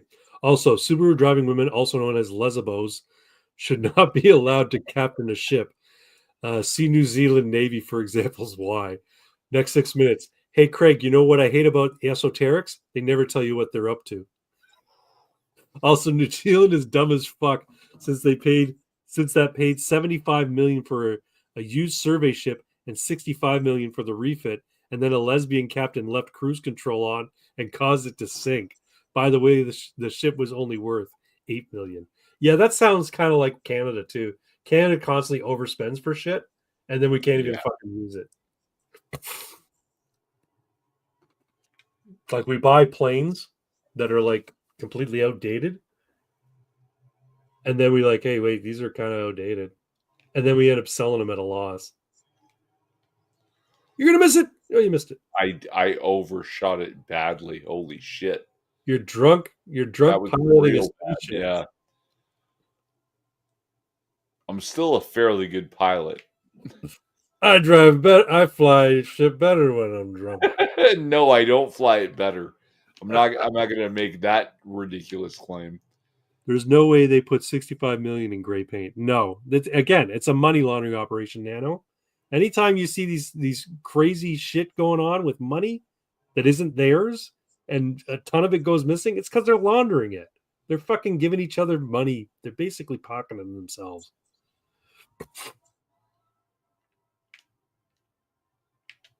Come about, Irving. By the way, you have velocities mapped.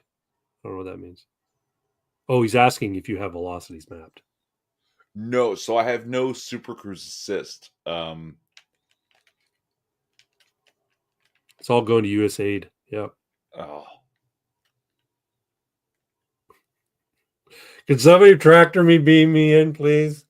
Somebody tractor beam me in, please. Shut up. You just put it out. If some villains showed up and tried to pull me out of hyperspace, they would fail. I would still evade them. Okay. It's like I don't know what he's gonna do next. It's like he's driving drunk. I can't fucking get a lock on him. I'm just not great at watching my speed. Fuck.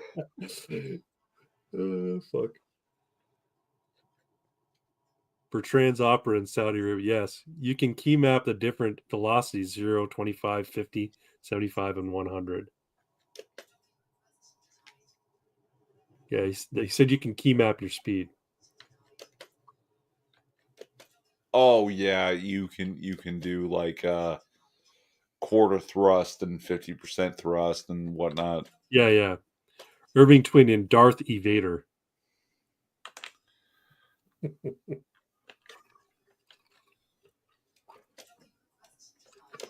There's no room on the platform, so I can't get docking permission right now.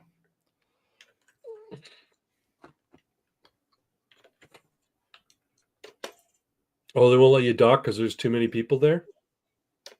Yeah. Like, my fish is going to go rotten.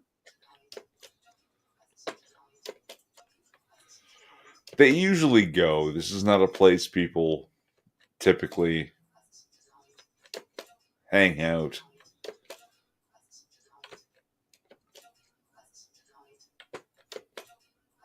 Ah.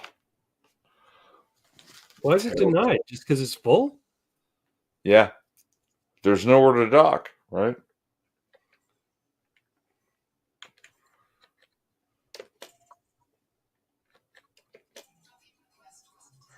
There we go.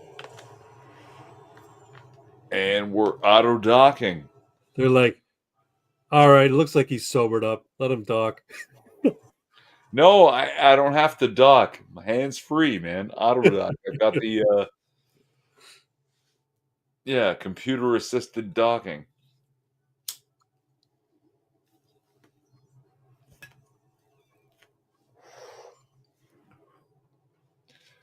Don't get me wrong. I can, with some practice, dock well. Sure you But can. I'd rather not. It's a huge pain in the balls. But if you want to call yourself a pilot, you have to be able to do it. And I can. I'm just. It's a very small sacrifice to have the computer assist and all that. And this is now my mission complete.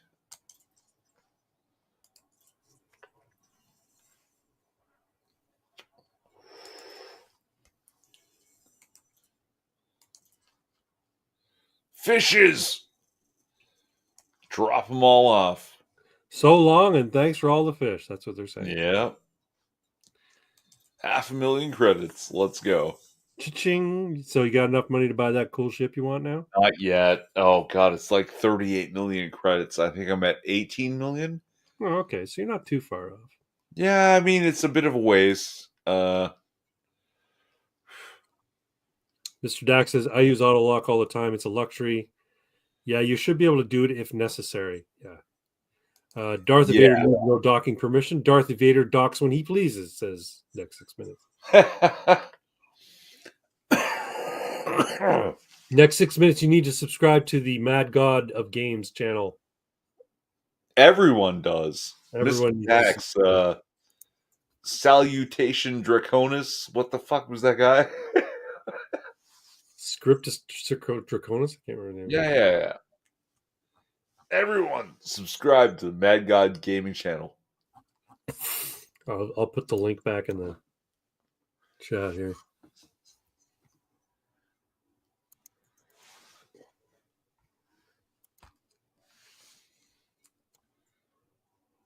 Yeah, 16.2 million credits. I need 38 plus million. Yeah. To get my Type 8 transport. And that's stock. Like, I want to upgrade it. Like, I'm in a keelback now, and I've upgraded it. Craig's hot tub streams are awesome. Yep. I don't know who Mr. Dax is, but he knows me. Yeah, you should be able to do it. Just okay, yeah. Craig's hot tub streams are awesome. That's funny. Come summer, yeah, I'm gonna be willing to do a hot tub stream. Because you're gonna be like, no, I'm keeping my shirt on in the hot tub. No, I'm not. And come summer, I'm gonna have a cool Canada Man logo in the middle of my chest. I'll take every opportunity to take my shirt off. Like, check this out. I swapped out the power plant for the 4C. Yep. Right. I've got a 4D frame shift drive. It's not lighter, but it's way more powerful, and I get huge jumps out of this thing. Uh, and yeah, the 4C fuel tank is lighter. So I get, again, bigger jumps out of it, and maybe a little bit more maneuverability. Hard to say, because it's a keelback. It's a big transport ship, so you know it's clumsy as fuck. But I'm at the helm, so no one has ever pulled me out of Super Cruise. Right? Bad guys want to take your shit. They've got to pull you out of Super Cruise to shoot you down. Yeah. You're literally moving faster than light. So their missiles, their projectile guns just fall back. So they have to pull you out of Super Cruise first. No one's ever done it to me. I'm that good.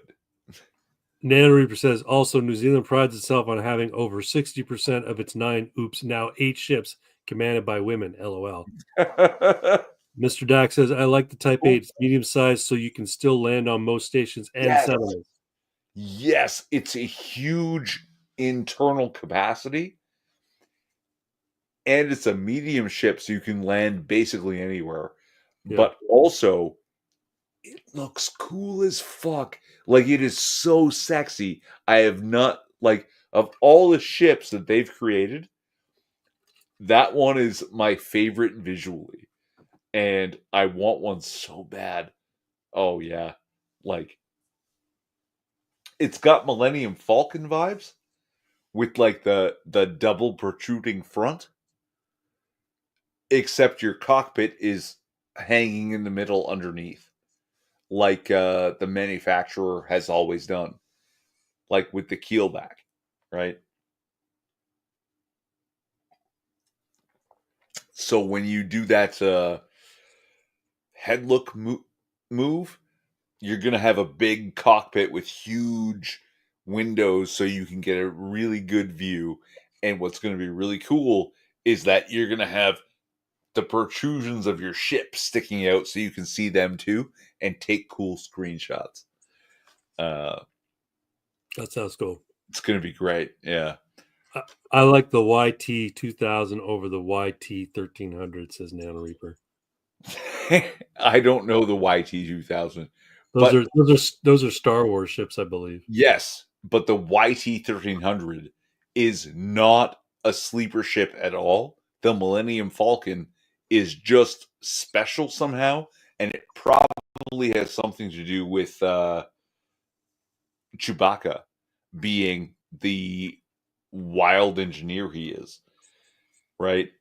That, Han Solo and Lando Calrissian fought over it and traded and gambled over it a lot because it was the only thing they had of value between them. But it's Chewie that actually made it the beast that she is. I've got a picture of the YT 2000 if you want to. Sure. That's going to be hard to share through StreamYard. No, I can do it. It's just I'll share it. Yeah, you have to share it, and then I have to swap out and swap back. But I think I'm probably not going to play too much more, so let's do it.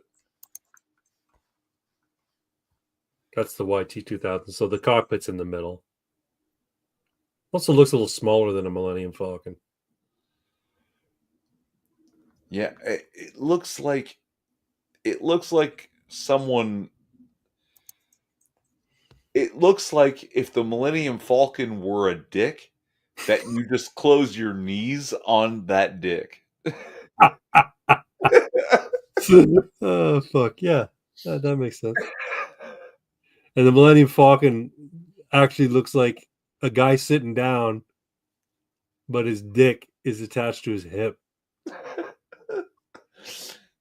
Like the trannies, where they have their dick coming out of their belly button and shit. That's right. Fucking hell. Yeah. I want to start making action figures of my book characters. I just have to figure out a way to do it on the cheaper. You know what? Six, watch a channel called The Craftsman, Steady Crafting. He makes his own action figures and stuff. He's got a lot of good tips. You can also just kit bash, take old action figures and chop them up and turn them into the ones you want. If you're only doing it for There like, was there was a thing in Wizard magazine yeah, where people would take the old 12-inch yeah, 3D printer would be good. action figures and put plasticine and Mhm. spray paint them and shit Yeah, and turn them into something else. yeah, you can Start do. there. Or as Dan Reaper says, get a 3D printer. I have one now, and it's giving me some trouble tonight. I'm trying to print something for my D&D game, and it's not printing properly. So I'm going to switch over There's to my. also that thing you told me about, and I can't remember what it's called, um, where you get like a core model that you can then tweak a little bit, and it Oh will yeah, yeah, try to 3D print something for you. What was that called? yeah. There's lots of different services out there. So basically, you can 3D model something and they'll 3D print it. Hero Forge does miniatures for like D&D. I think that's the one I'm Yeah, thinking about. yeah. And you can print them any size too, eh? So like once you get the model, the STL file there, six, you can print any size, but it's more of a statue than an action figure. Oh, yeah, okay. Oh, excuse me, I'm tired. It's after midnight. I think I was gonna go out and shovel tonight, but fuck that. I'm gonna go tomorrow. Shovel tomorrow. I already shoveled once tonight. I'm printing up my second Trench Crusade army and Court of the Seven-Headed Serpent. Yeah, Trench Crusade's really big right now. This is a tabletop war game that is played in trenches, but it's like it's Ooh. almost like if I'm understanding it correctly, I've only ever seen little bits of it. It's like a post-apocalypse kind of thing, but it's like a religious holy war where people are fighting in trenches. So yeah, I like religious holy wars. here you go. Hey Irving, what accessories would you have for a Phil action figure? I don't know who Phil is. Phil, oh, I want to say Scaramucci. That's not right. No, Tabarachi. Phil Tabarachi. Um, okay, so he's got to have a bottle opener on a keychain, right? That he hangs on his hip, and for some reason, I think a deck of playing cards has to be in his arsenal. You know, maybe a pocket knife for other stuff. Oh yeah, like not like a pocket knife like Bear Claw, but like a smaller pocket knife with just like a really sharp razor edge for cutting limes and lemon. Because from what I saw in those images you sent me, he's like a bartender. So he's yeah, it doubles as a weapon when necessary, but it's mostly for cutting limes and yeah. Yeah.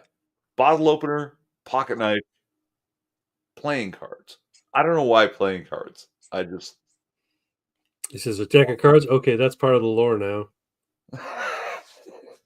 Dredge nice. Crusade is basically WW1 era, but since the Crusades, that has been a whole straight hell in the Holy Land, and forces of humanity are fighting back Satan's forces. That's kind of cool. Is it so? Are there specific factions with specific figures, or is it like kind of figure agnostic? You can play whatever the fuck you want.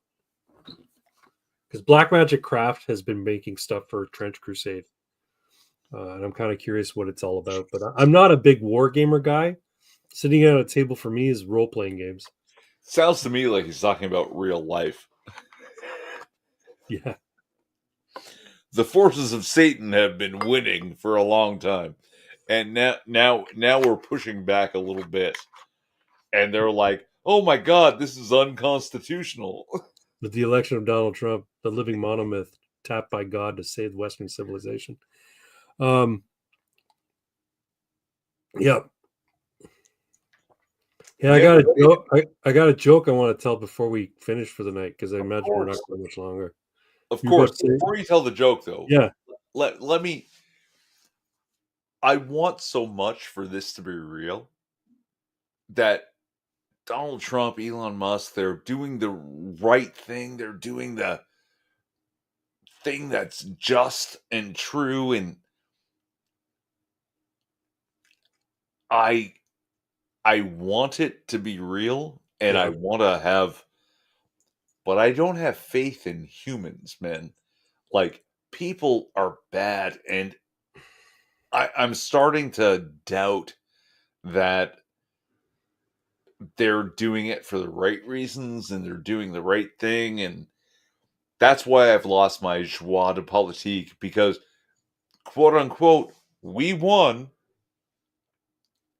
And I think it's all going to be just more of the same.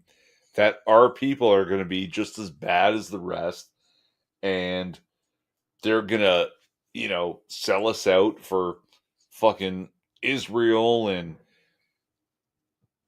pedophilic Satan worship. And it's, it's, I, you it's know just what? going And to be more here's of the the thing. same. Here's the thing. I'm an atheist, and I have more faith than you on this. I think that Donald Trump truly is a force for good. I It's think Elon because Musk, you're an atheist, you can have more faith in this. I maybe. think I think Jesus is like, nope, nope, you're you're still all doing it wrong. Well, look, I'm not saying that Donald Trump is the second coming of Christ. I'm saying he's going to fix where governments and political systems have gone wrong for the last 100 years. I That's all. want so much for it to be true. I really He's do. going to try. How about that? He's going to try until they kill him. And I think Elon Musk genuinely like. Here's the thing. Here's the thing about both of them. They're both fabulously wealthy. They don't need to be doing this. They haven't reached a point where like I not only am I wealthy, I now want to control the world. I don't think that's it. Donald Trump's been talking about trying to fix the country for 30 years and possibly running for office for 30 years. And he's finally said, okay, things have gotten so bad, I have to. Elon Musk is, he's, I'm not saying he's like angelic. I'm sure he has his own motivations behind certain things. I'm sure he's going to benefit to some degree with what he's doing with Doge.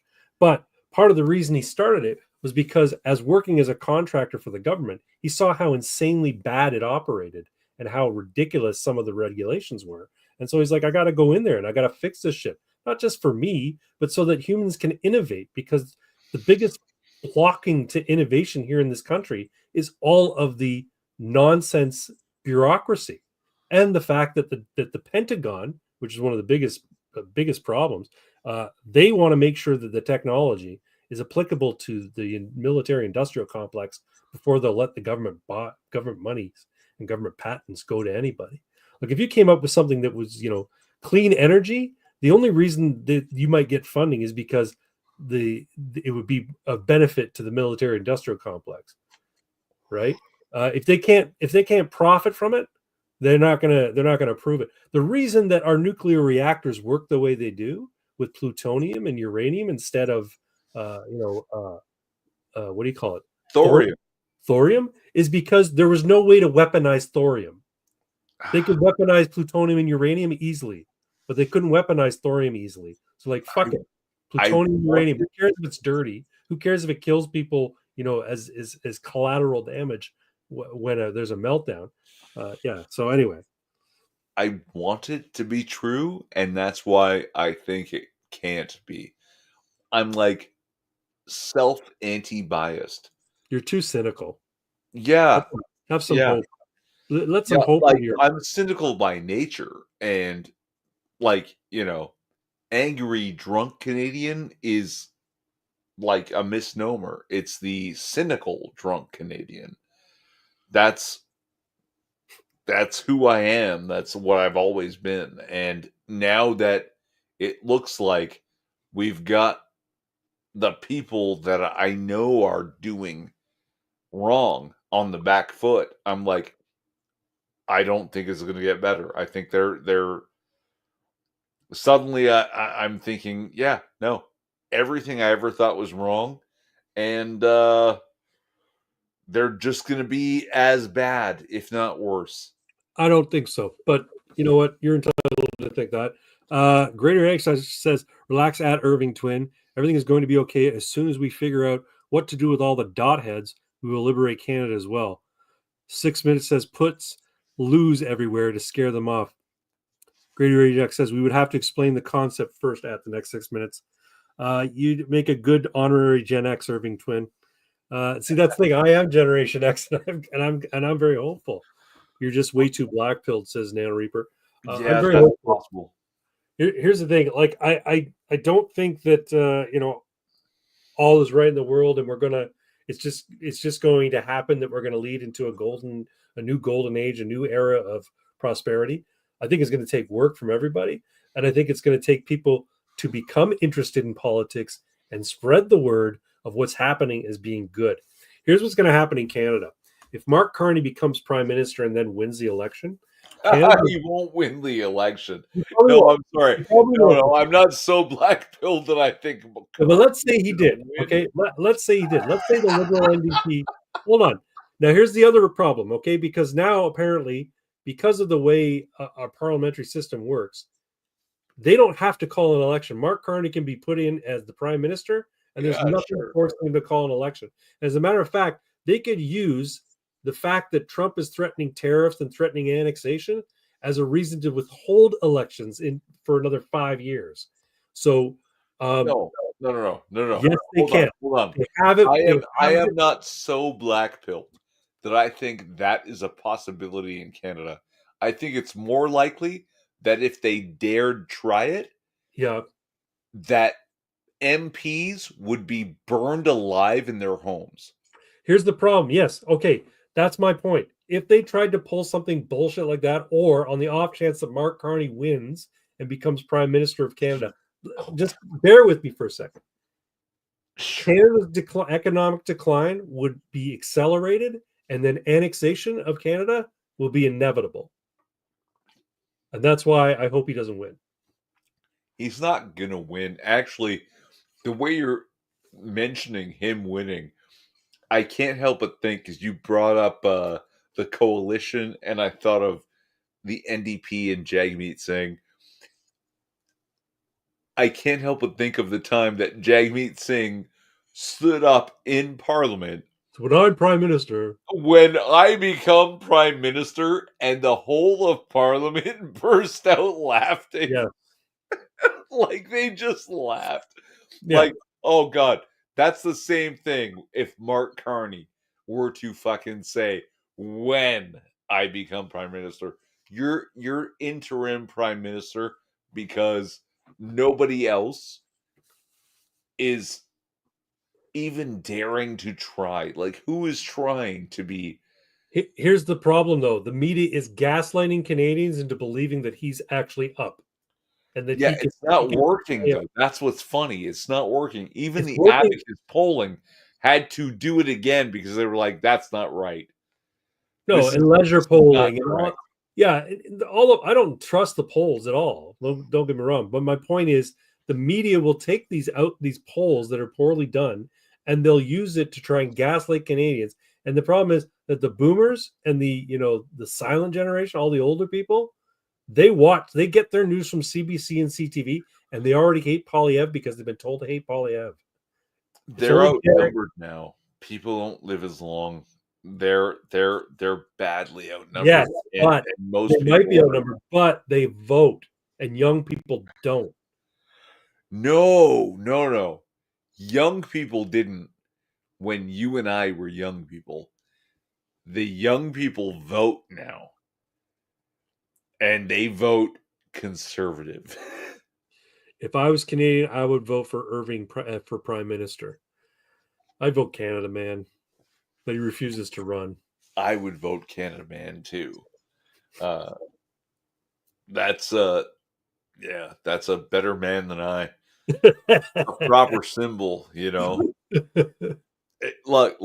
I'm a drunken degenerate that plays video games and tries to lose some weight. Canada Man is, yeah. The real deal. He's got a leaf. He's got a leaf tattooed up in the middle of his chest. Like Boomers are a logjam to any real reforms. You're absolutely right. You're absolutely right. They really are. Yeah. Deputy PM. Then there you go. You can be deputy PM. I'll take it. I just want a lifetime appointment to the Senate.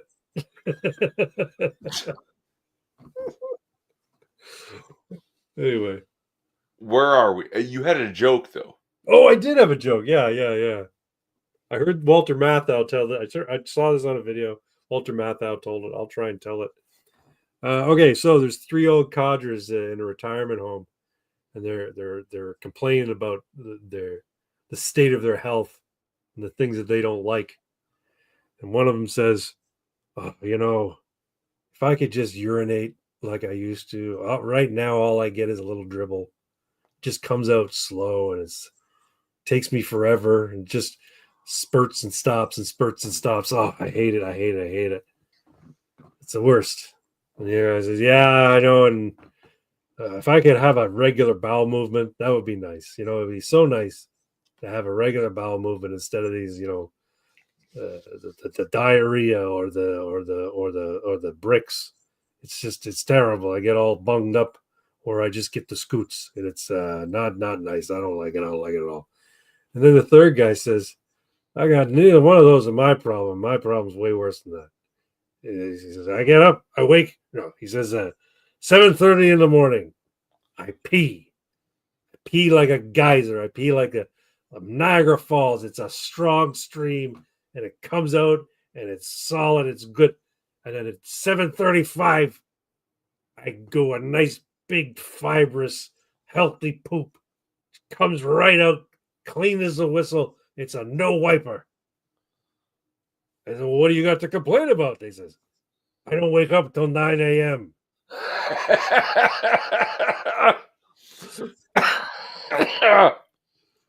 That's pretty good. Yeah.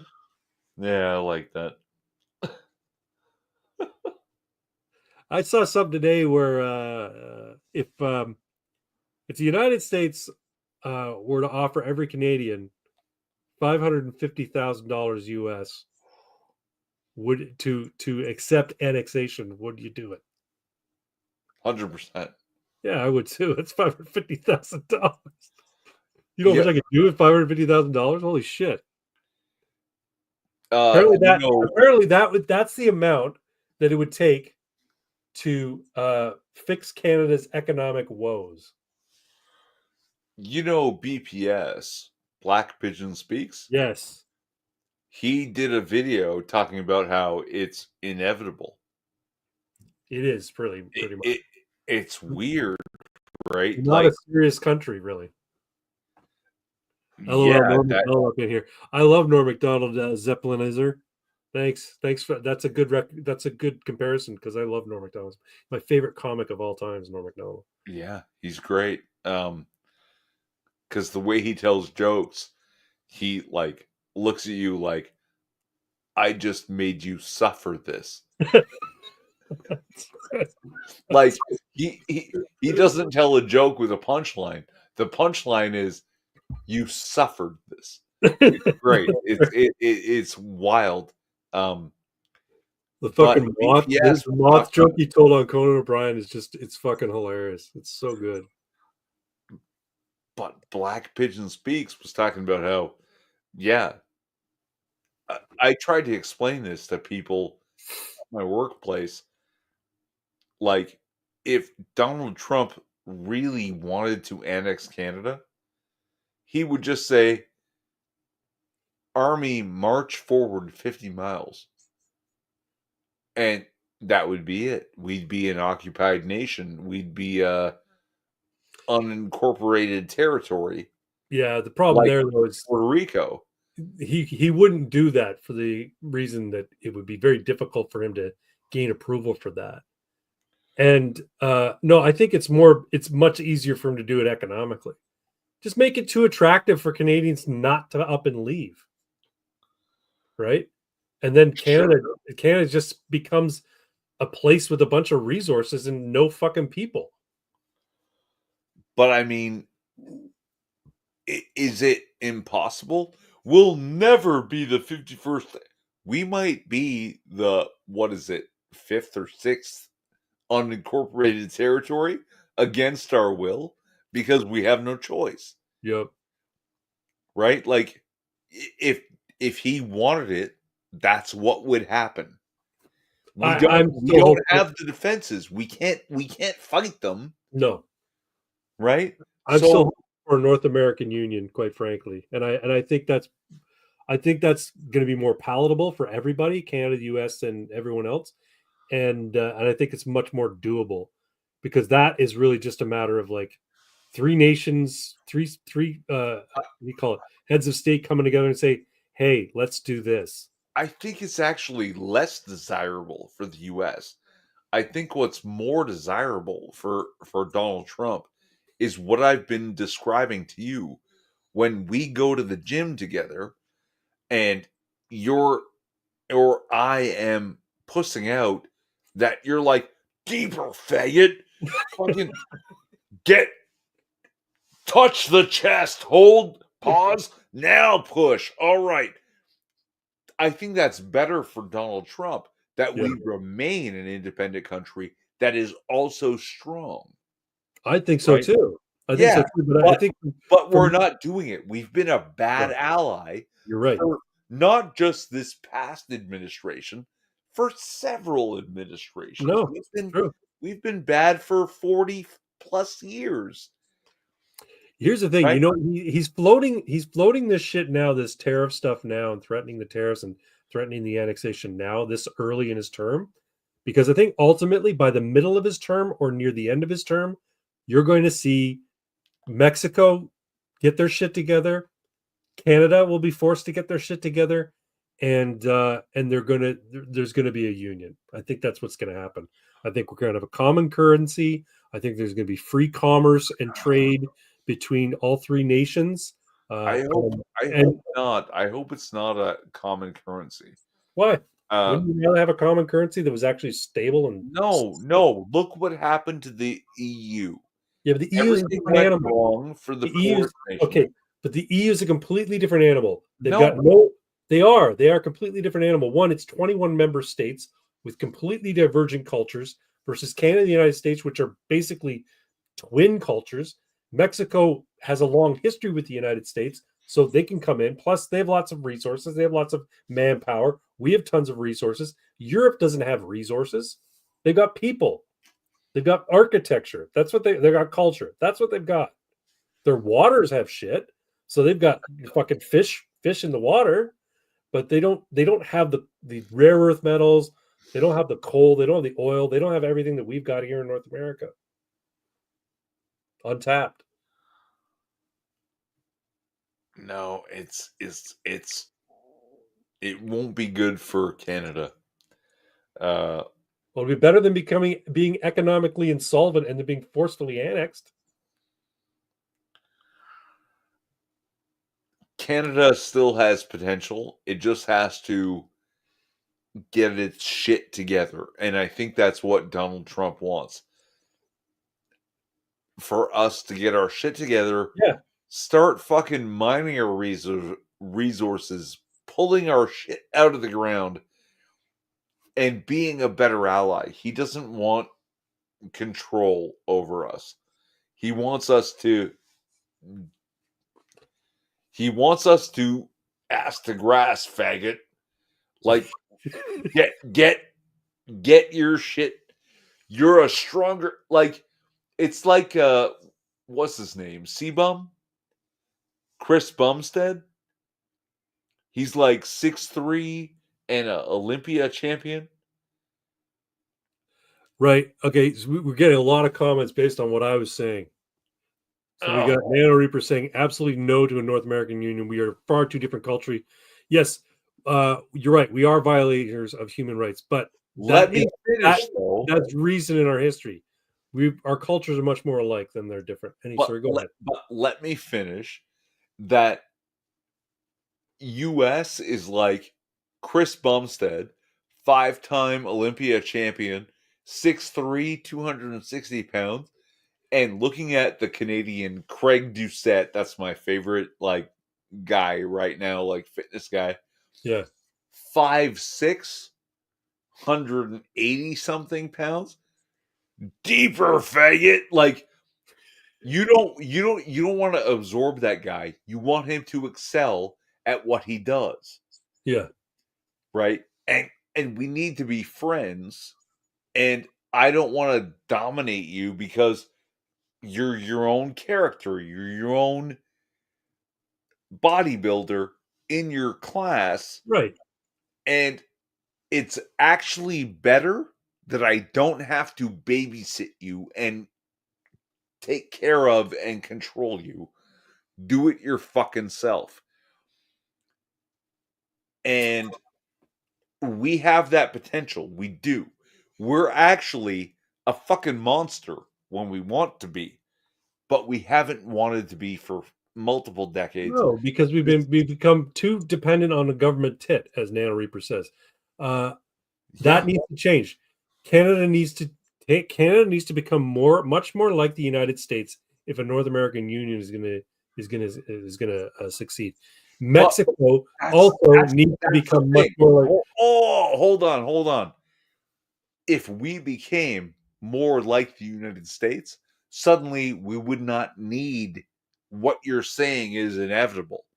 If we were a better people and more the way we used to be, it would be better for the US that we remained independent and an ally. Right? Yeah, except our dollar's shit. So if we have our dollar's shit because we have been doing a bad job. We would have a much better dollar. There were times in our country's history that our dollar was stronger. Yes.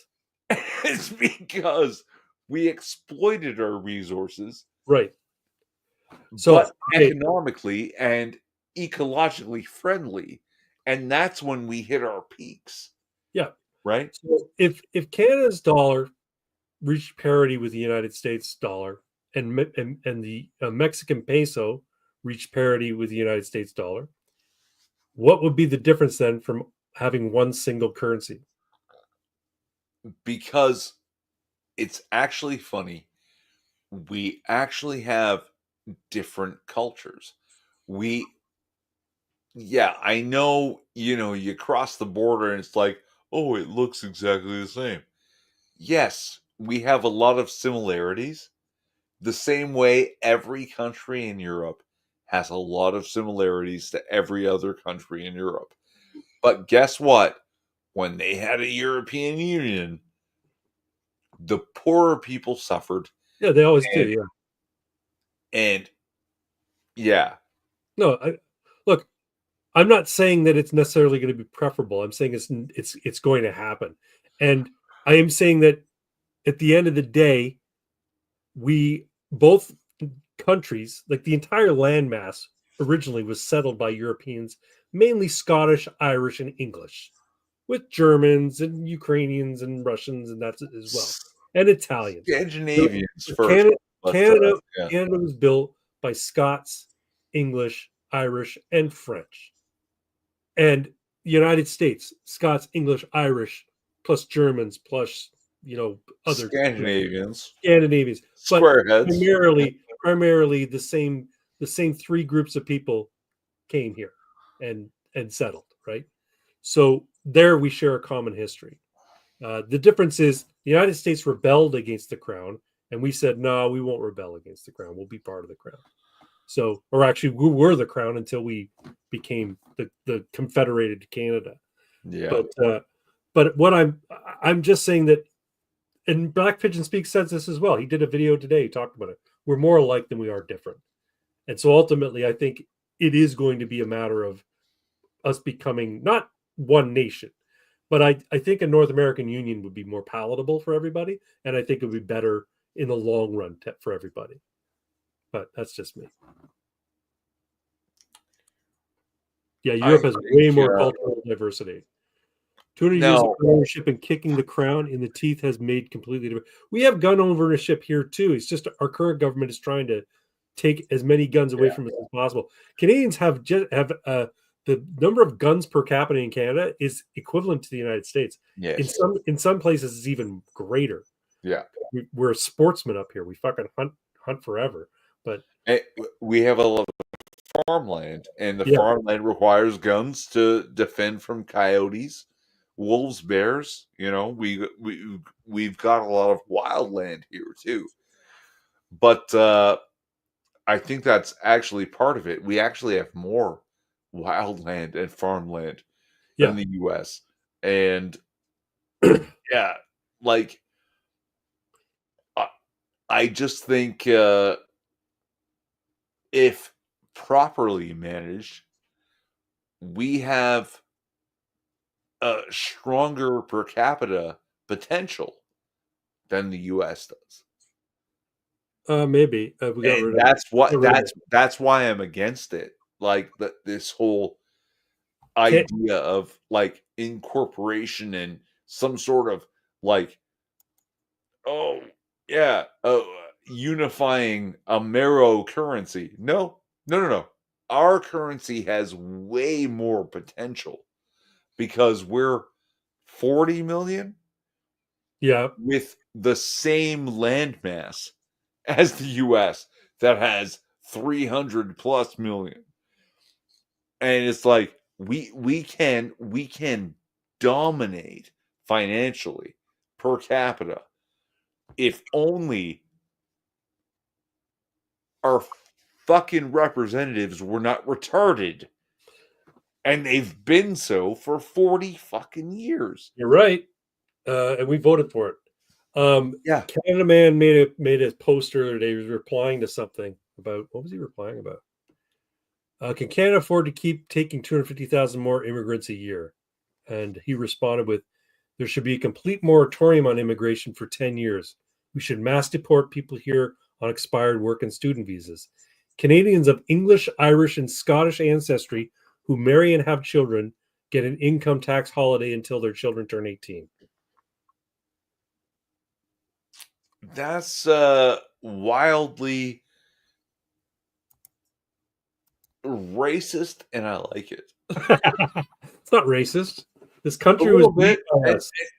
It's a little bit racist, and I'm all for it. Why? Why is it racist? Wait, no, the question is why am I for it? How do they? Well, okay, maybe it's a little bit racist, but look, Canada is predominantly white. Canada was settled by the English, Scottish, and Irish, and built by the English, Scottish, and Irish. He left the Quebecers out of there, I think, probably because he doesn't like the French. So that's a little bit racist. But but in terms of, I think Hungary's made a valid point with regards to their policies. Their, you know, Hungary is for Hungarians. Canadians should be for Canadians, and Canadians are distinctly of European descent, primarily from three countries and four countries if you want to include Quebec. And that's how we should model our country for the future. It was Because better the when we were predominantly natives, it was much better country when we were predominantly white, predominantly Scottish, English, Irish, and French. And if we want to go forward in the future, that's the way it should be. Predominantly Christian. It's not to say that Muslims can't be here, Hindus can't be here, Sikhs can't be here, but you've got to know that the dominant religion in this culture is Christian. And you can have your religion, just don't expect it to be celebrated or promoted. The only religion that should be culturally promoted here in Canada is Christian religion.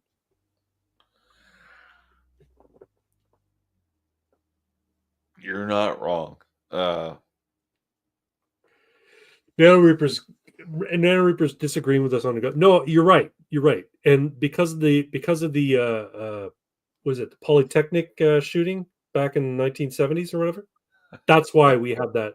Before, Canada's gun culture was the same as the US's gun culture.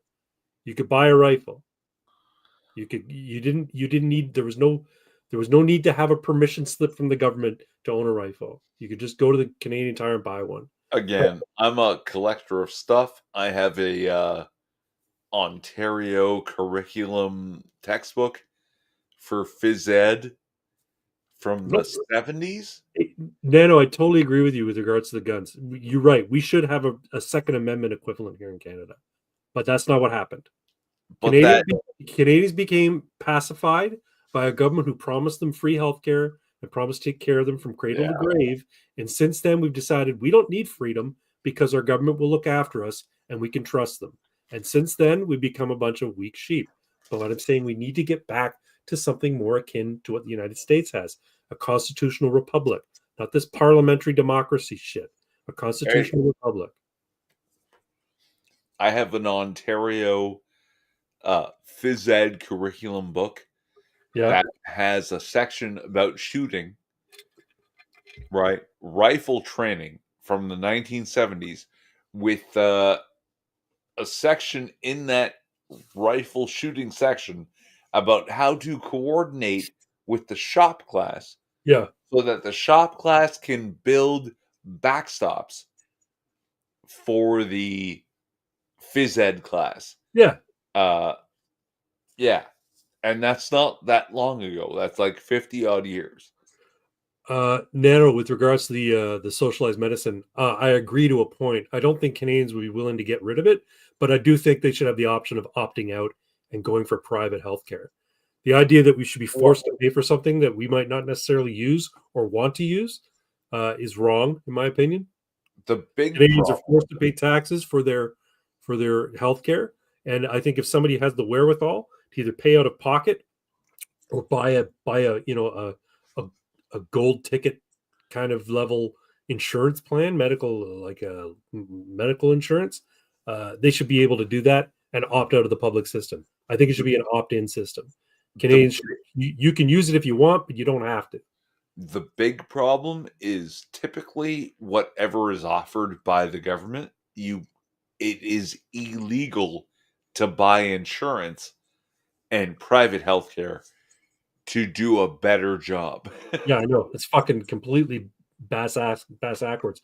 Yeah, if we did get rid of it, we'd have less Indians coming. You're right, but the Yeah. Indians also come here because we give them free shit. We don't just give them free healthcare. We give them money. We give them allowances for housing. We do all sorts of crap for the Indians. Did you know the 412 chicken nuggets is the limit one can eat in a sitting before incurring paralysis? 412 is one too many. So my buddy reached out and he was like, "Hey, there's this challenge. Would you who would you want as your partner to eat 500 chicken nuggets Oh God. in an hour?" And I was like, "Gordo." I didn't even hesitate. It's like, yeah, no, between the two Yeah. of us, just spill them on the floor. We'll just eat them off the floor like animals. The We're dog gonna would win puke. this challenge. The Don't dog would worry. puke for sure, but he'd help you out for sure. Yeah. No free shit for immigrants. Yeah, and here's the thing: why we prioritize Indians as opposed to English, Irish, Scottish people who already speak the How language? about South Africans? They're Prioritize them. struggling. They're being murdered They're on being murdered on their farms. So yeah, we should prioritize them. We should be prioritizing English speaking people of European descent in this country. That's my opinion. But You're I'm not wrong. I'm a racist, apparently. Yeah, me too. But a little more proudly, I think. You know, the more these assholes are comparing fucking Donald Trump and Elon Musk to Hitler, I'm like, the more I'm thinking, were these guys onto something? Did they know something that we don't know or we're not allowed to say? Because maybe we'll go to jail. Yeah, funny if you have had job to immigrate and then those job openings only occur after all natives are employed. Well, that's the thing, right? Like if the job should go to somebody who's a citizen first, but again, No, we've right? got this system here where we can get people over here to work for less than you could pay, a native Canadian, and the government's helping them do it. So why wouldn't they do it? It's really is like the government has decided, hey, let's destroy this country. This is what's fun about tariffs, right? And people don't realize it is that, like, oh, if there's no tariffs and places in China have a lower standard of living, it it becomes an incentive for the Chinese Communist Party to keep the standard of living as low as possible Mhm. so they can continue to sell those products at that cheap price, that they're actually oppressing the Chinese population as a whole by buying these Chinese products with no tariffs. Mhm. And they think the tariffs are bad. And it's like the people that hate slavery and want reparations are the same people that will happily take the benefits of slave labor as long as they don't have to see it because it's happening a 10,000 miles away. Mhm. Yep. Like, Well, yeah. s I was watching something. I think it was on Rogan or something. It might have been Rogan. And Rogan was talking to, I think it was Brett Weinstein. And Brett Weinstein was saying how he was shocked to hear, it was back in 2016 or 2020. Yeah, 2020. And he said, I'll be voting for Biden. And so, why do you want to vote for Biden? And he's like, oh, I'll vote for Biden because Trump wants to end the illegal immigration. If he does that, most of my staff that I hire are illegals, and if he does that, then I have to pay Americans more, and I don't want to do that. it's, That and that's essentially it, right? Essentially, just saying, look, the reason that anybody would vote, anybody who like has a business would vote Democrat is because there's a financial interest in them doing so, right? Uh, but anyway, free trade only works if parties are on social and economic parity. That's right. It's true. Importing the third world is attractive to control freaks because the newcomers are already used to being controlled. Well, that's even worse in Canada because of the caste system that's prevalent in India. It comes over here as well. So Mr.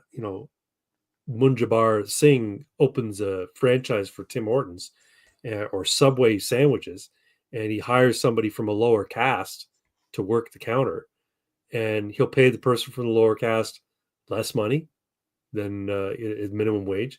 He'll pay them, he'll make them work more hours and not give them overtime, despite that being, the law, because they're a lower caste and they're not going to complain. They're not going to push back because yeah, that because that's because their culture does not allow for that. Despite the fact that they're in Canada and the laws are different and we don't have a caste system here, because there's this diaspora of Indians who still believe very much in that caste system, they employ it in their businesses. So, yeah, and if you've ever had Indian people uh in your company, you can see it. You can see it immediately, right? That they will try to implement the caste system that I'm, you know, I'm QA. I manage a warehouse and I do the quality assurance and I have to deal with sales and the sales guy is an Indian kid. He's like 24, 25, and he's trying to talk to me like he's the boss. right. And it's like, you're not my boss. You're outside my department. Stop fucking talking to me like this, kiddo, because I'm twice your age and you're not going to survive me. I will take your job and do it too. And now we have a new marketing guy who's building the website. And I've seen him go into the office and try to talk to that guy like he's his boss too. And like, the marketing guy is so nice. He's so cool. He's so laid back that when I walked in, because I had to talk to the marketing guy, it's like, hold on. And I interjected, and I already have established the dynamic with that guy. So the moment I stepped in, he just backed off. Yeah. But like, you're in a department, you do a job, just fuck off and do your job. Like, why are you doing this? Because that's part of his culture to dominate. Yeah. The If you culture, can't, the yeah, culture is garbage. It's a terrible culture. They were much better under colonial rule. but they They, just have this thing of if I'm not dominating you, I'm being dominated. yeah, And it's like, welcome to the first world, guy. It's not what you want it to be. It's not what yeah, you think it is. Like, and man, I've dealt with too many Indians in the past 10 years that it's like I've learned so much about Indian culture, not because I researched it or because they shared it with me, just by interacting with them. mhm, That it's like, oh wow, every interaction they are trying to determine who is the boss. right. There's nothing in their head when they come from India and land here about we should be fair. We should do things well and correctly and make sure everything is on par, transparent, and everybody gets what's earned. No, no, no, no. I want to take from you as much as I can, as quickly as I can, before you realize you're being scammed. Like it's so like it's disgusting. And in India, apparently, this is so commonplace that they don't even question it. And the only thing they never say, that man scammed me, that was a crime against me. They just turn around and do it to somebody else. Right? Like Yeah, we it's like they're like, oh, here's an exploit that I can put on somebody because it was put on me. Now I know how the trick is done. I'll do it to somebody else. Yeah, it's a never-ending cycle of fraud and abuse to your fellow man. It's we like I said, it's not a good culture. You ever watch V on YouTube? uh yeah, old friend of Sargon, right? Yeah, yeah, Romanian Yeah, guy with a really funny voice. He talks about Eastern European culture, Eastern European or Romanian culture. sometimes similar. Yeah, Some of them, well, yeah. it's less similar. It's more about everything's about retribution, right? So, like Yeah. for them, the idea of justice is okay. So imagine you accidentally drove over your neighbor's flower bed, and you're like, oh, really? I'm sorry about driving over your flower bed. They're not concerned about getting repaid to fix the flower bed. They're like, They okay, well, wanna you you t ruined something of mine. I'm going to ruin something of yours. The yeah. next day, they'll drive over your flower bed. I'm like, that's such a stupid way to do things. Like, especially if it's an accidental thing. One thing if you're being a rude neighbor and you're being like callous or malicious to somebody, and then you say, "Well, fuck it, I'm going to be malicious back." But again, that doesn't help anybody. That's why you have a legal system, right? When somebody fucks with you, you take them to court. You know, you bring in the cops if they do something clearly illegal to you. Or if they're not willing to like my guy, I'm sorry. I think of myself as a great driver, but if I come up to your house and roll over your lawn and knock down your fucking stones and your fountain, oh shit, Craig, I'm gonna help you put the fountain back up. And those stones are cracked as shit. I'm gonna buy you some new stones. Right. We That's don't what you would need to go do. to court. You don't need to run over my fucking Exactly. lawn. We're gonna fix the problem Right. together, right? Yep. My And bad. why Let me make why it are right. people like this? Yeah. Why are like it's hard for me to think they're the same as me. Well, it's a You know, cultural thing, right? Because I mean, like, I is don't it think cultural? Is Well, it? I Or mean, maybe, you know what? I come from those stupid, dirty Slavs that do that, right? And I get it. I get it, man. you understand the desire for retribution. I get it. I So everybody understand does. the desire to behave badly. I Yes. understand that. And isn't it wonderful to have an excuse? Isn't it fantastic to say, I get to do the nasty thing, but I don't want to? I don't want to be nasty. I don't want to be harmful. I want to be chill as much as I can, right? Right. And I have a knee-jerk reaction if something bad happens to me, Yeah. but I know that that's actually not good. It's not like if you engage in that knee-jerk reaction every time it happens, you end up with that stupid Pakistan rule where some guy, his daughter was raped by someone from a neighboring town. Yeah. So the government decides, the courts rule, the father of the raped girl Gets to rape the daughter of the. gets to rape the daughter of the perpetrator. He gets to. No, this is not better. This is No. not justice. This is not good, right? Yeah, i- my knee jerk reaction is retribution, is a snap, like, but I know it's wrong. Well, right. And not Exactly. endorsing it is So okay, but here's the thing, right? Because we are prone to our sinful natures of rage, right? If you came home and found a loved one being assaulted, right? You might go into a fit of rage and kill the person who's doing the assault. Now, the law would look at you and say, "Well, he was acting in the safe for the defense of this loved one, so we give him a little bit of a leeway there." But if you came home and you found that your loved one, had been SA'd, and then that person who done it had left and fled the scene, well, then we have a system in place whereby the police get involved, they find the guy, they bring him before charges, and he goes to jail.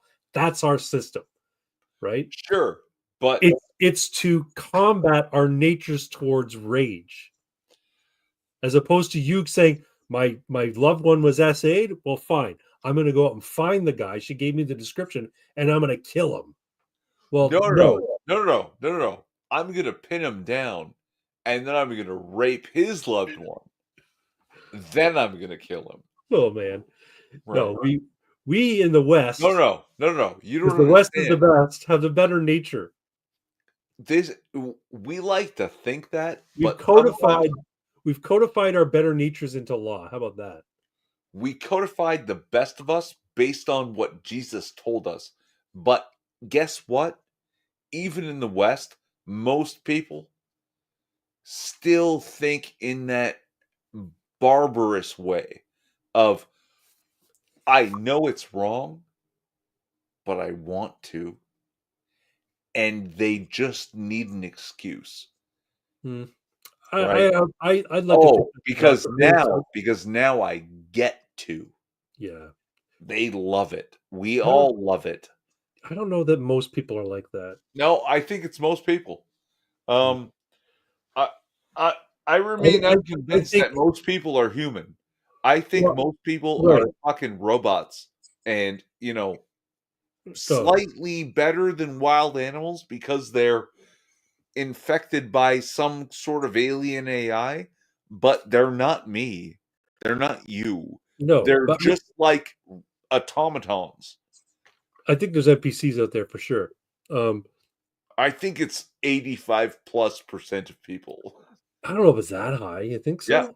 Oh, 100%. 100% I believe this.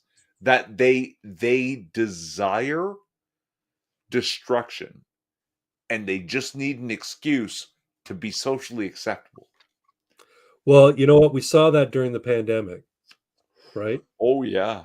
People were just fucking They were drooling over the idea that people who didn't get vaccinated couldn't Oh go to yeah, restaurants. They loved the idea that somebody who didn't get vaccinated shouldn't be given an ICU bed. They yep, wrote stories about it in the newspaper. yep. Our leaders fucking talked about how we shouldn't be tolerated. How because we don't want to get vaccinated, that also means we're racist, we're sexist, we're just bad people. Like And how many bought it? How many lots of people, cowardly lots of to people. act on it Yeah. bought that nonsense and would pay a government to do their dirty work, right? I 85 think plus percent. the problem with humans, I won't say that all humans are evil. I say that all humans are easily manipulated, some more so than others. I Uh, think I think and I think it's very easy to manipulate somebody to behave in their worst nature. To I behave think in your that's best only nature, possible because they're automatons. I think will behave in their best natures when things are good and there's nothing stopping them from behaving in their best nature. But and here's how I know this. There are people who don't return their carts to the cart return, Yep.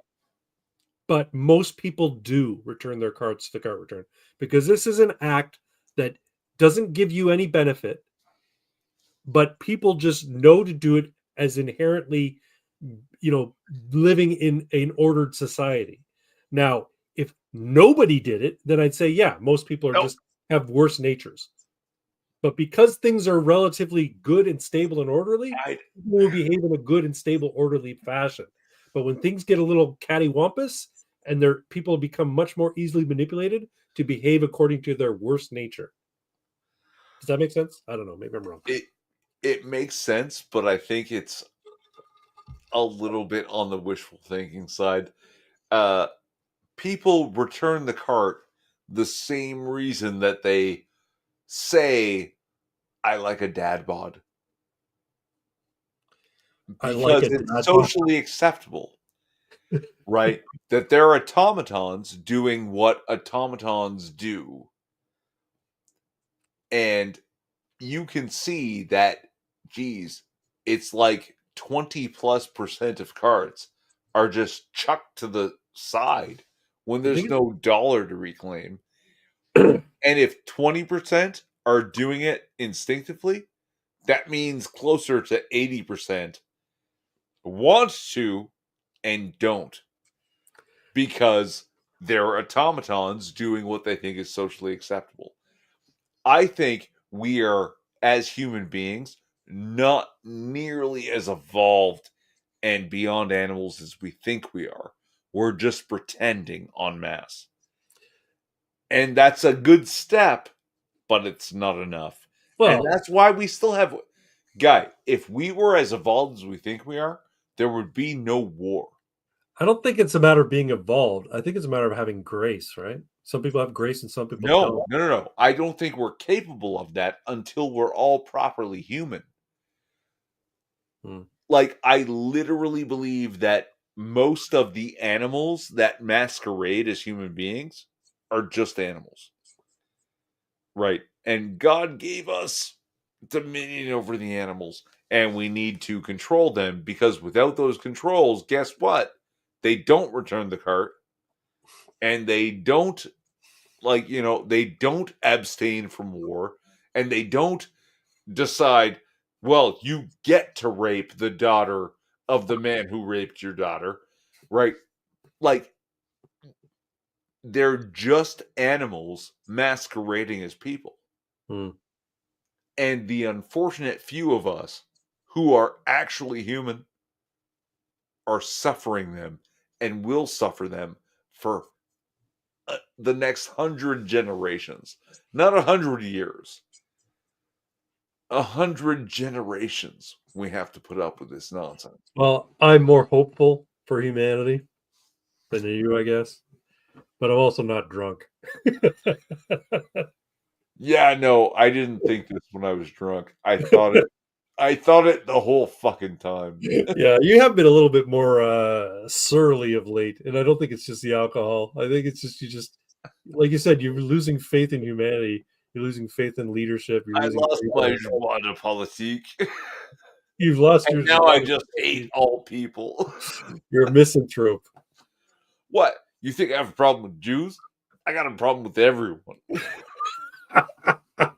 That's the thing. I don't have a problem with people because of their race. I have a problem with people because of their ideas, and their ideas sometimes align with their cultural background. And their cultural background tends to be an expression, or their race tends to coincide with their cultural background. So it's not their race; it's what they do. It's their behavior and their beliefs. So anyway, Very few people who behave well. but some behave better than others. And those who do, Look, some suffer cultures the are consequences. some cultures are better than others. That's what we started with, right? And I believe 100%. Western culture is better. That's hey, man. Western culture is better because only 20% of us don't return the cart. Whereas if there were carts in some of those other cultures, nobody would return the fucking carts. There are no cart returns in Haiti. That's right.